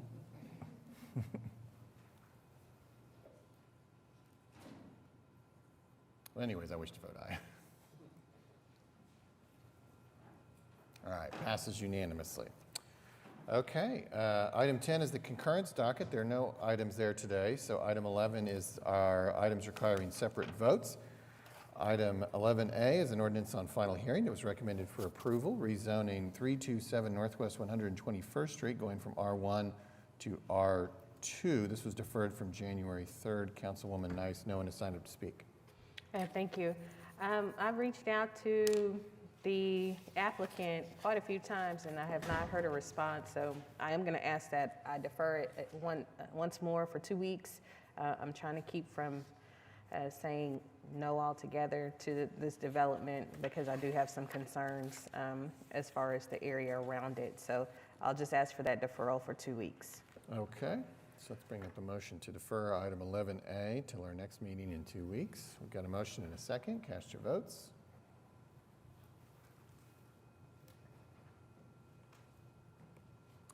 Deferral passes unanimously. Item is deferred. All right, 11B was previously deferred, which brings us to 11C. This is an ordinance on final hearing recommended for approval at 2600 Northwest Expressway, going from R1 and R4 to SPUD 1451. Councilman Cooper, no one has signed up to speak. And yet, speak someone shall. Not me, it's just, I'd like to hear from the applicant's representative because this is I think a pretty significant project that's gonna happen, and it involved a lot of neighborhood engagement, and it involves Northwest Expressway, which, as we know, is a major corridor, not just in Ward 2, but for our city. Sure. David Box, 522 Colcord Drive. So this is an application along Northwest Highway for a bank headquarter building. It's an interesting piece of zoning in that it's zoned a combination of R4 right now and R1.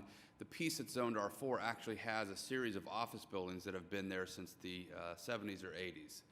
So at the current moment, they're just considered legally non-conforming. When we first submitted our initial site plan, there was a lot of concern based upon where the building was located, the potential height of the building, and proximity to the neighborhood to the south.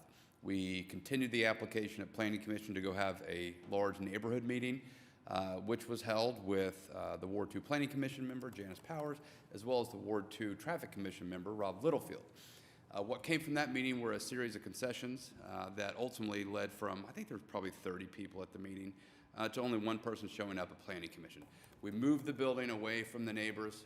We have required now pretty significant site-proof screening through a series of landscaping techniques as well as fencing techniques. Of concern was the Lynn Avenue access. So we have required that the access to Lynn Avenue be forced north. So there will be constructed a physical barrier so that any car would have to take a left to go north to Northwest Highway to avoid any traffic interacting with the neighborhood to the south. All of these changes ultimately led to, I think, pretty widespread support from the neighborhood. You'll see in your staff report there were a total of 12. There were no technical evaluations at the outset. Janice Powers asked that we add these 12 requirements into the SPUD to satisfy those neighborhood concessions we made. We did that. The document has been amended, and that's what's before you today. So with that, I'd be happy to answer any questions. It was recommended unanimously for approval by the Planning Commission. Thanks. And then with the screen, with the presentation there, would you remind us where sidewalks will find themselves implemented, please? Yeah, so there will be sidewalks everywhere except for along Finley Avenue. What I will tell you is Finley Avenue is an avenue in name only. It is crumbled gravel that appears to be utilized by some of the folks west of Finley to access their backyard. It is not a public street. It never has been. So sidewalks will be everywhere except for Finley. I'm not sure the Public Works Department would require it there. It literally stops. It's a drainage way and grass north of the 4th house south from Northwest Highway. One of the requests from one neighbor was to not have sidewalks. Janice Powers laughed out loud at the meeting, and we, of course, said, no, we intend to put sidewalks. So there will be sidewalks throughout except for that little piece that's to the west that says Finley Ave. It's not a street. So we mean Expressway, Lynn, and 52nd? Yes, sir. Anywhere the sidewalks are required by the Public Works Department, we will install sidewalks. And one resident, while you were able to address several of their concerns, mentioned a remaining concern. Would you speak to that and what that conversation was like with all involved parties? Yes. So one of the neighbors wanted us to build a concrete wall. I would say that the rest of the neighborhood did not want that. I will read you briefly TE6. That is the portion of the SPUD that deals with site-proof screening. So it says, site-proof screening to include the following. A metal fence will be allowed in conjunction with a landscape buffer no less than 6 feet in width, planted with a series of evergreen plantings at least 6 feet in height and spaced in a manner to provide an impervious visual barrier. Said screening will be made up of a minimum 60% evergreen plant materials. The remainder of said screening shall be stucco, brick, or stone. Wood shall be prohibited as an acceptable method. So this will be a high-quality visual screen with both a wall and evergreen materials. All of the neighborhood, except for one person, preferred this because of the plantings. It'll soften that. There was concern by some that if you had just a stark concrete wall, all of a sudden it feels like there's this dividing line instead of this compatible development. So again, ultimately everybody was content, and Janice Powers was fairly adamant that this was a better method to screen it rather than just a concrete wall. Thank you. My only comments I'll add here is thank you and to your client for taking time to meet with residents, hear residents, negotiate with residents, and with me as well, because what you're not seeing is when this first appeared, this whole green space is along Expressway. That was going to be parking. And anyone who knows me from the last 4 years knows my heart almost beat out of my chest into despair. It was just, oh my gosh, it was horrible. But you and your team, working with Janice and Rob, rethought with your client how this can fit into the Northwest Expressway we're reimagining right now with that upcoming BRT. So I just really, thank you. And with that, I would move for approval.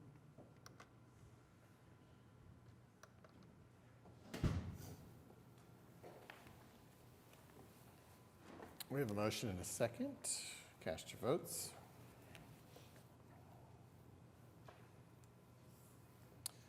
Passes unanimously. All right, item 11D. This is an ordinance on final hearing that was recommended for approval at 3208 North Indiana, going from R1 to SPUD 1462. Councilman Cooper, no one has signed up to speak. Is there a representative here? It's you again. We just talked. That's right. We talked last night. Would you mind just briefly telling us a little bit about this?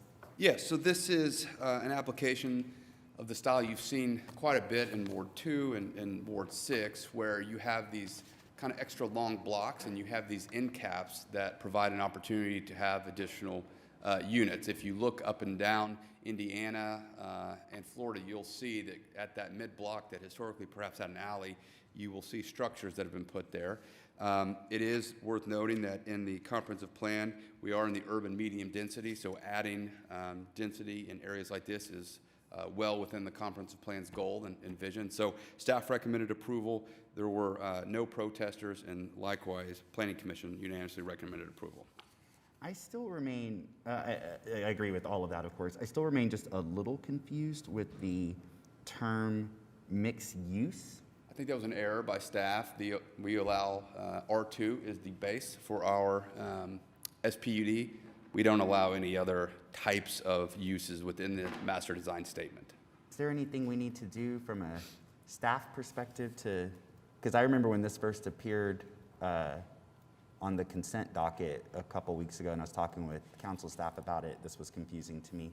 I just wouldn't want anyone in the area, because this is a heavily residential neighborhood, to think that in the middle of their neighborhood they're about to have some sort of mixed use Paseo thing happening there. But that was just a misprint that was on the item? Correct. If you look at the text of the master design statement, which is what will regulate it ultimately, it says that the site will be developed in accordance with the regulations of the R2 medium low density residential district. All uses within the R2 based zoning district shall be permitted. There is no uses other than residential permitted in that R2 district. So I don't know if there's anything we need to do. Yeah, I'll check with staff to see if there's anything else we need to do. Thank you. Excuse me. Otherwise, I would move for approval.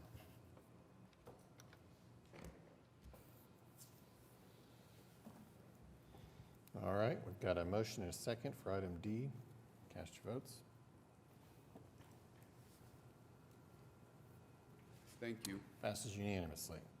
All right, item E was previously deferred, which brings us to item F. This is an ordinance on final hearing that was recommended for approval to close all of the 100-foot wide right-of-way of Northwest 14th Street between Block 2 and 3 of North Broadway Addition, etc. Councilwoman Hammond. Yes, I will move for approval.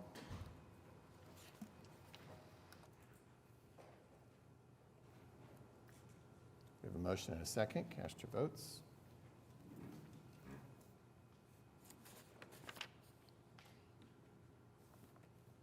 What's that? Passes unanimously. 11G, this is an ordinance on final hearing. This is the second of two meetings. This presentation was done at our previous meeting, but this relates to the Oklahoma Riverfront Redevelopment Project Plan, as explained here and as presented at our last meeting. If there are no questions or comments, council could consider it and advance the ordinance for passage. We have a motion and a second. Cast your votes.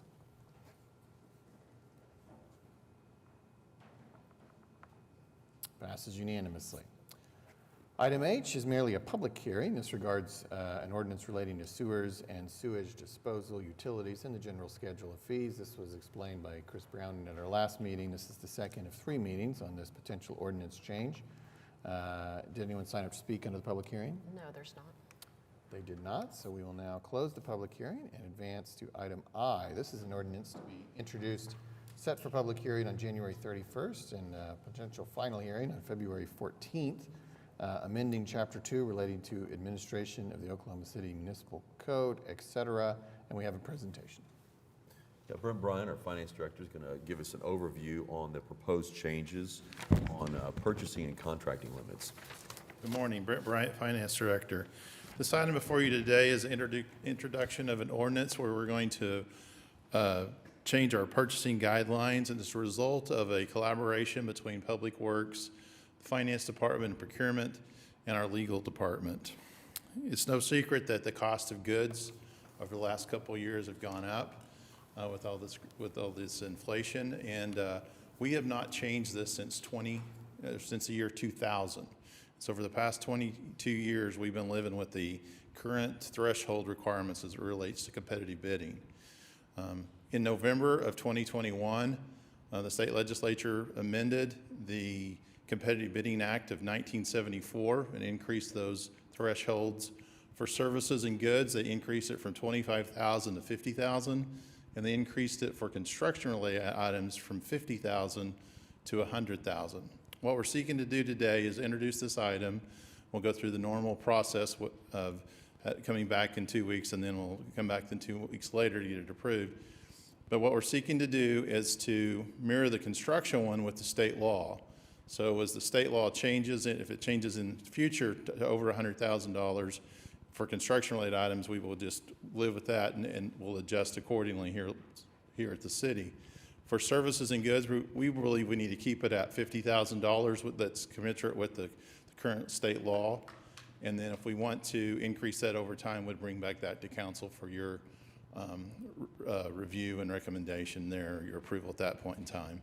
I do want to recognize Eric Winger, our public engineer, and Charmelyn Vickers, our purchasing agent, and Craig Keith for all their work on this. I do also want to mention that we will still utilize our processes where we will require three quotes for items that are under the thresholds, just to make sure that we're getting the best bids that we can get when we go through this process. So, and we're all here to answer any questions that you may have. All right, thank you. Okay, so today is just introduction, and the council could do that with a motion. We have a motion and a second. Cast your votes.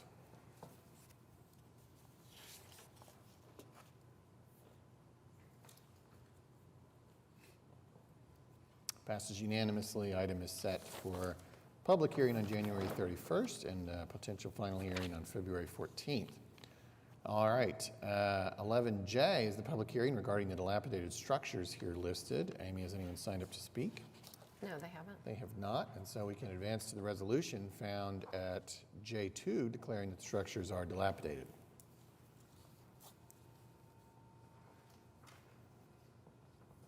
Got a motion and a second. Cast your votes.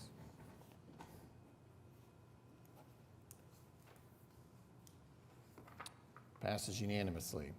11K is the public hearing regarding the unsecured structures here listed, except for those previously struck. Amy, has anyone signed up to speak? They have not. They have not, and so we will advance to the resolution found at K2 declaring that the structures are unsecured. We have a motion and a second. Cast your votes. Passes unanimously. 11L is the public hearing regarding the abandoned buildings here listed, except for those previously struck. Amy, has anyone signed up to speak? They have not. So we will advance to 11.2, the resolution declaring that the buildings are abandoned. We have a motion and a second. Cast your votes. Passes unanimously. Okay, item M is a resolution declaring approximately 4.5 acres of real property located near Northwest 115th Street in Western as surplus for park purposes. This is the third of 3 meetings on this topic. There's no presentation today. If there's no questions or comments, we could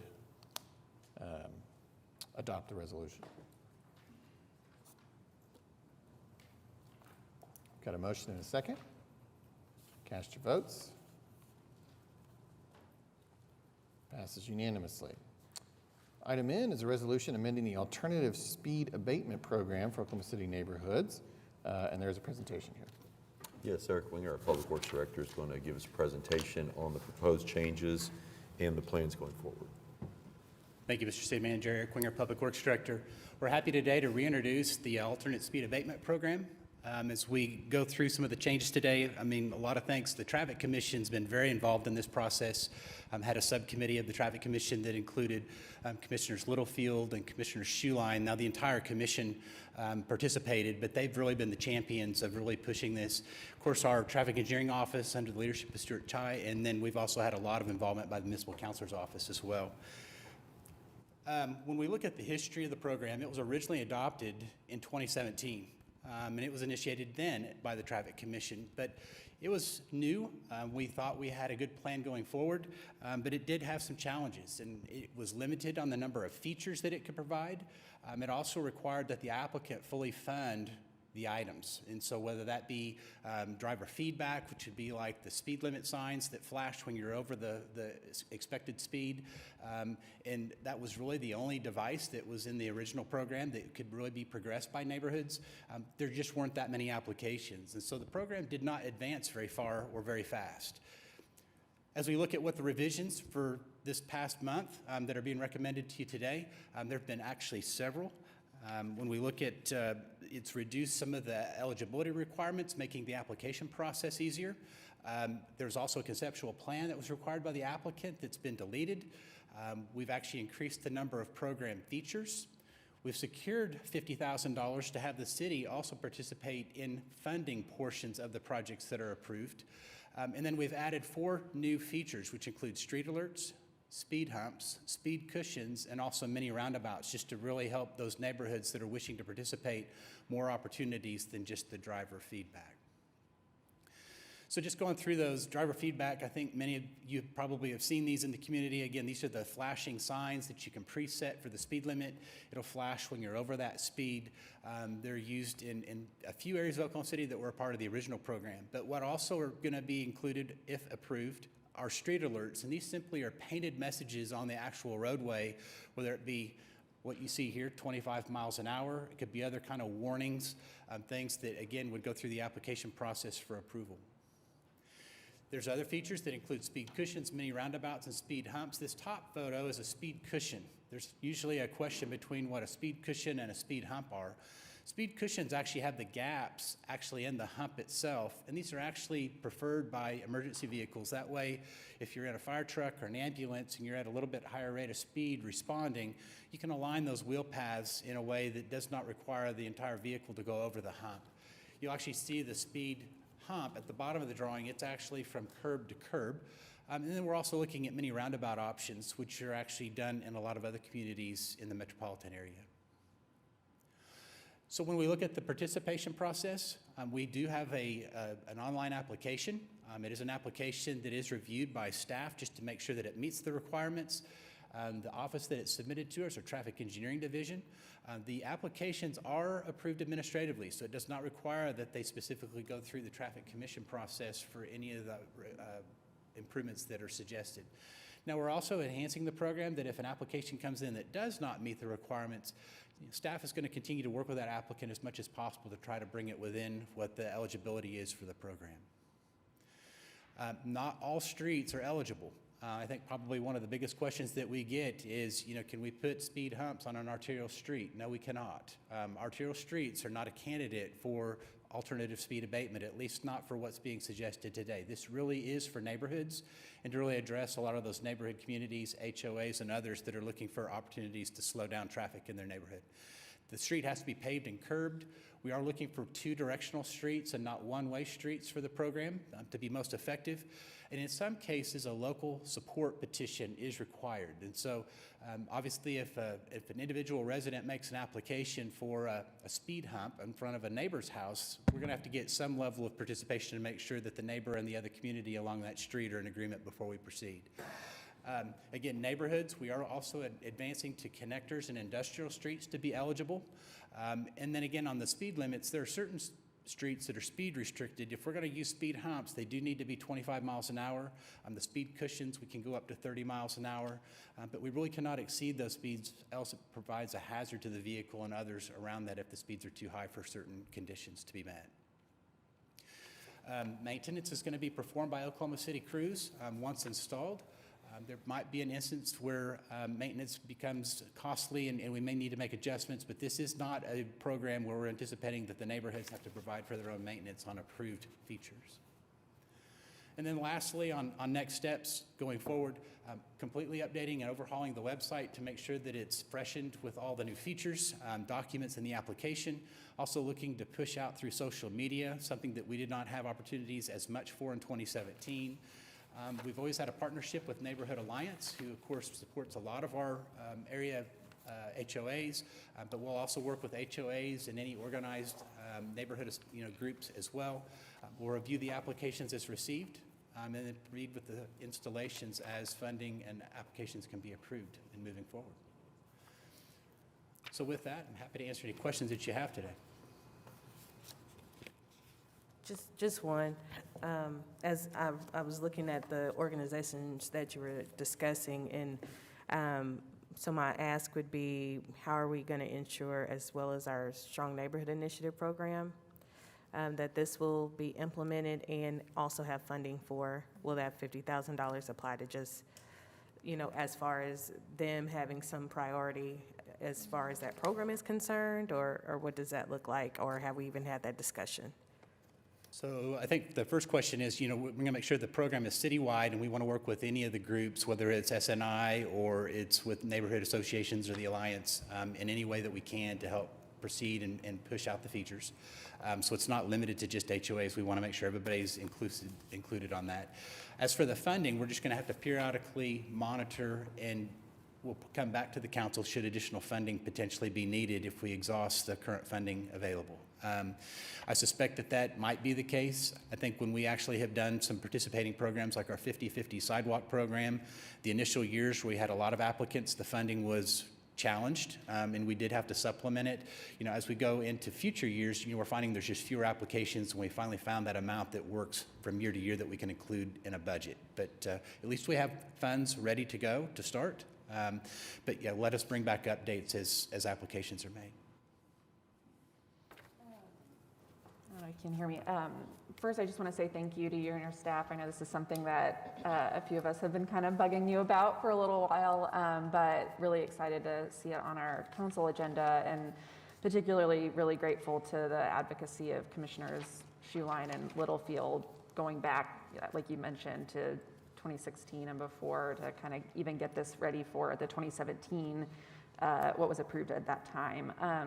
Could you give, and I know probably there's probably various factors that go into this depending on where something like these various tools could be installed, but could you give even just like a range of what price it, like how much each different thing might cost? Even again, if it's some kind of range, just to give people an idea of what they might expect to need to raise to do that 50-50. So the different features actually have different costs, obviously. The driver feedback, which we have some of the most experience with, it really depends on the availability of power. And what I mean by that is, since it's an electronic sign, if we have power that's close by, it's a little less expensive than if we have to power it via solar. But those have typically ranged anywhere from $7,500 to upward, depending on the power needs, as we've secured a few of those in the past. The speed humps, they're typically made out of an asphaltic material. They're cast in place. We don't have a lot of experience with those, but I would imagine those are in the thousands, but not the tens of thousands. When we look at the speed humps, there's actually a couple of options. There's actually some that are prefabricated that can be bought and taken off a shelf and actually placed down onto the pavements. Again, those are in the thousands and instead of the tens of thousands. And then the ones that actually get quite expensive as we go into the mini roundabouts, we're actually starting to do almost like a street enhancement project that we start to impact potentially drainage and curb and gutter. Those projects can get into the tens of thousands, but we really just have to look at each project specifically.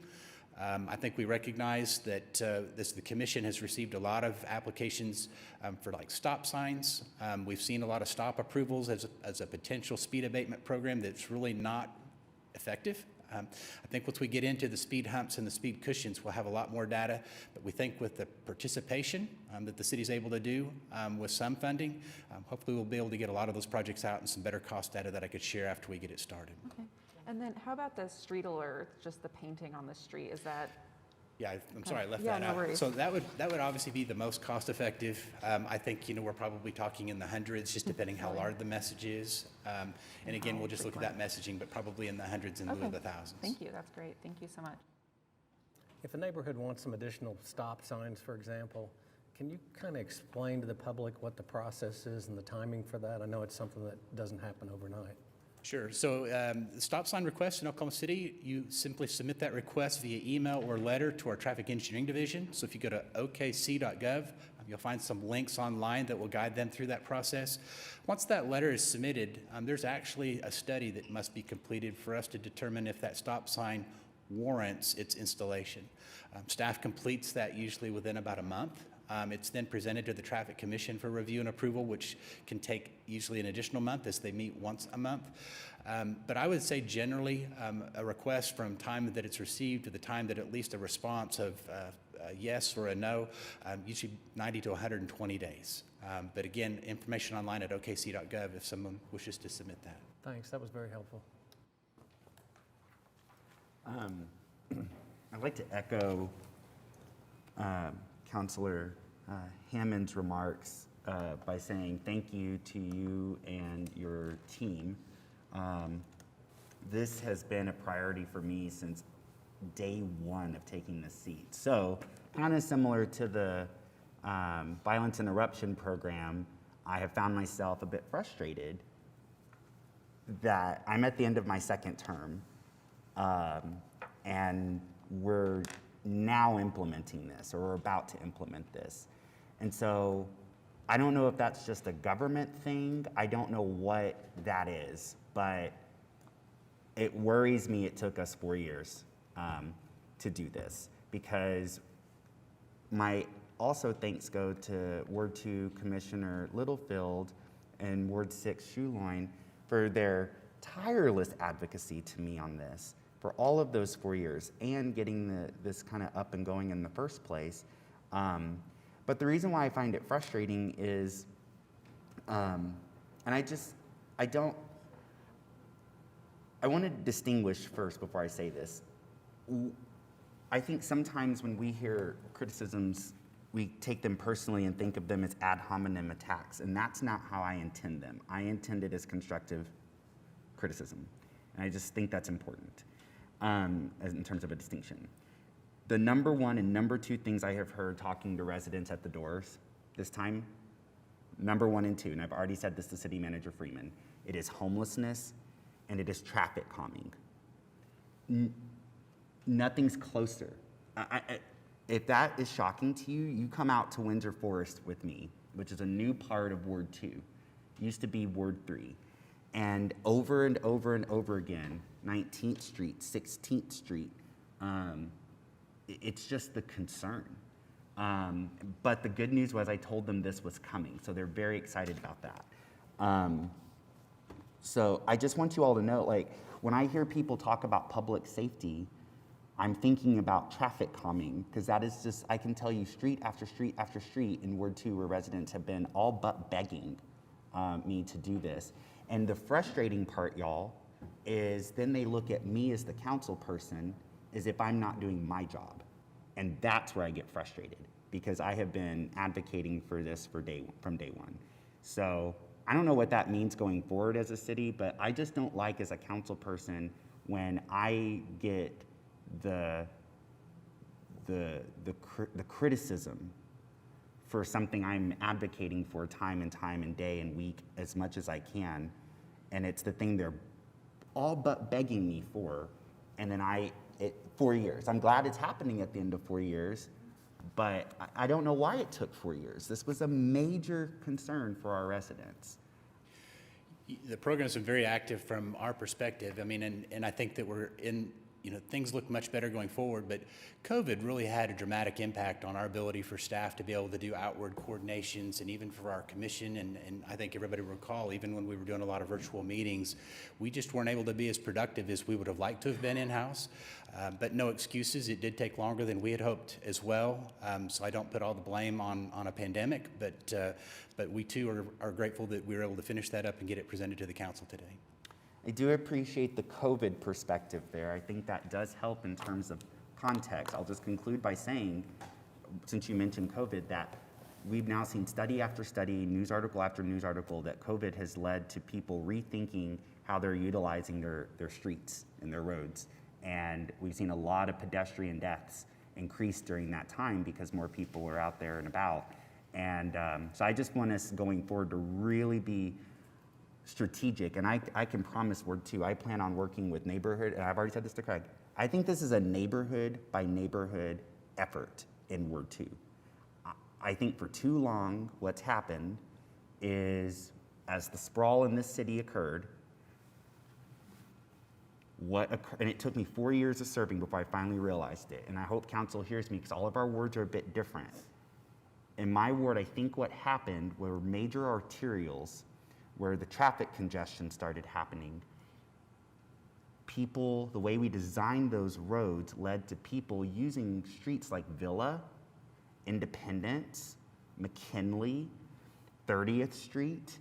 They use these streets as what they think of as roads, as whoosh, I gotta go as quick on Independence as I'm going on Northwest Expressway to avoid the congestion that I know is about to happen.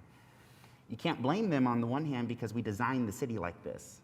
But what I am asking this city now to do as we implement the speed abatement program is, again, I want to go neighborhood by neighborhood, and I want us to rethink roads like Villa, Independence, McKinley. Where could we put these sorts of very thoughtful things that you all have done, Eric? Very thoughtful that you've done working with the Traffic Commission. But my concern still remains as we do this neighborhood by neighborhood. I don't know what you all are going to do in your other wards, but I want to do it neighborhood by neighborhood in my ward. My concern remains, I have a lot of working class neighborhoods. I've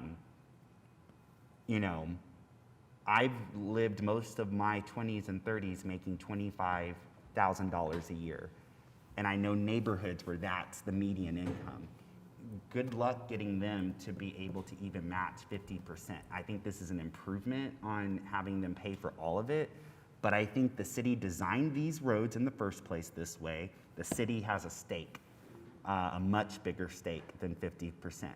So I'm glad we're moving in this direction, but I want to go on the record right now saying that I think it should even go further, and I hope when we see the success of these things, we're ready to think like that heading into the bond. And I know Craig's already spoken about his love of traffic calming too, so I think we can. But I have to put that critique out there to understand the problem our neighbors are facing when it comes to speeders when children are in the middle of the street, walking their streets to school with no sidewalks. So, thank you.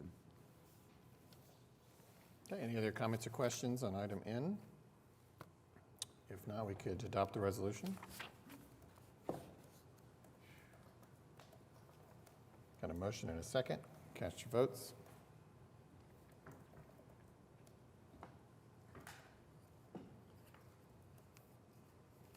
Passes unanimously.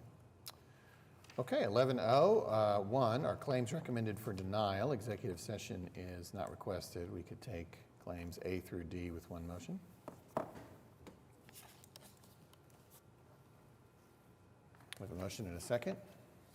Cast your votes.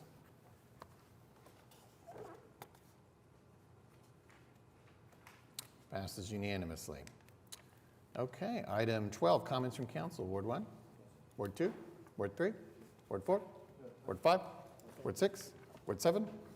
Yes, I thought you thought I was not going to say anything. No, I didn't. I Hey, knew better. Hey. Well, mine is timely because I just want to commend Oklahoma City for everything that took place yesterday to observe the legacy of Dr. Martin Luther King Jr. And the weekend that was brought to our city by the OKC MLK Coalition. And for those who may not know, they've been doing this for 43 years. And that is a mighty long time to do something such as this. And Oklahoma City is to be commended as well because we have one of the largest parades in the country to observe Dr. King's legacy. So with that, you know, all eyes were on Oklahoma City across the nation because of how we honor the man and the legacy. And also for the service that kicks off at St. John every year. And I would hope next year that council will consider coming because it is the oldest service that honors the legacy of Dr. King as well in the nation. And they've been doing that for quite some time. And the importance of this program is the fact that Dr. Jackson, who was a pastor of St. John, was very good friends with Dr. King's father, Elder King. And Elder King came and spoke at the very first program to commemorate the legacy of Dr. King over 43 years ago. So, you know, it's very important that we continue to support and understand the history that Oklahoma City brings, even though while we still have reckoning to do and other things, we are forward thinking on quite a few that our country had not been forward thinking on. So that's something to consider and to commend in different ways. Also want to thank Myriad Gardens and Kristen.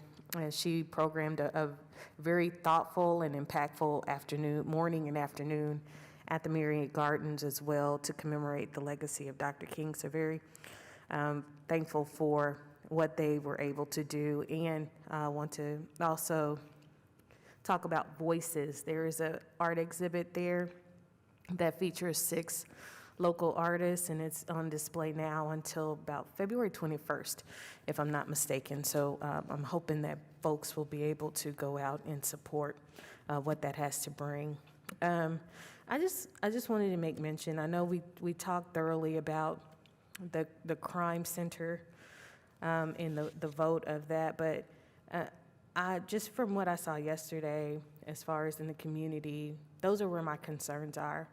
And the fact that, as we heard, we're working through recommendations and hoping to continue to be transparent and gain the trust of community members who feel, again, that they are over-policed and over-observed.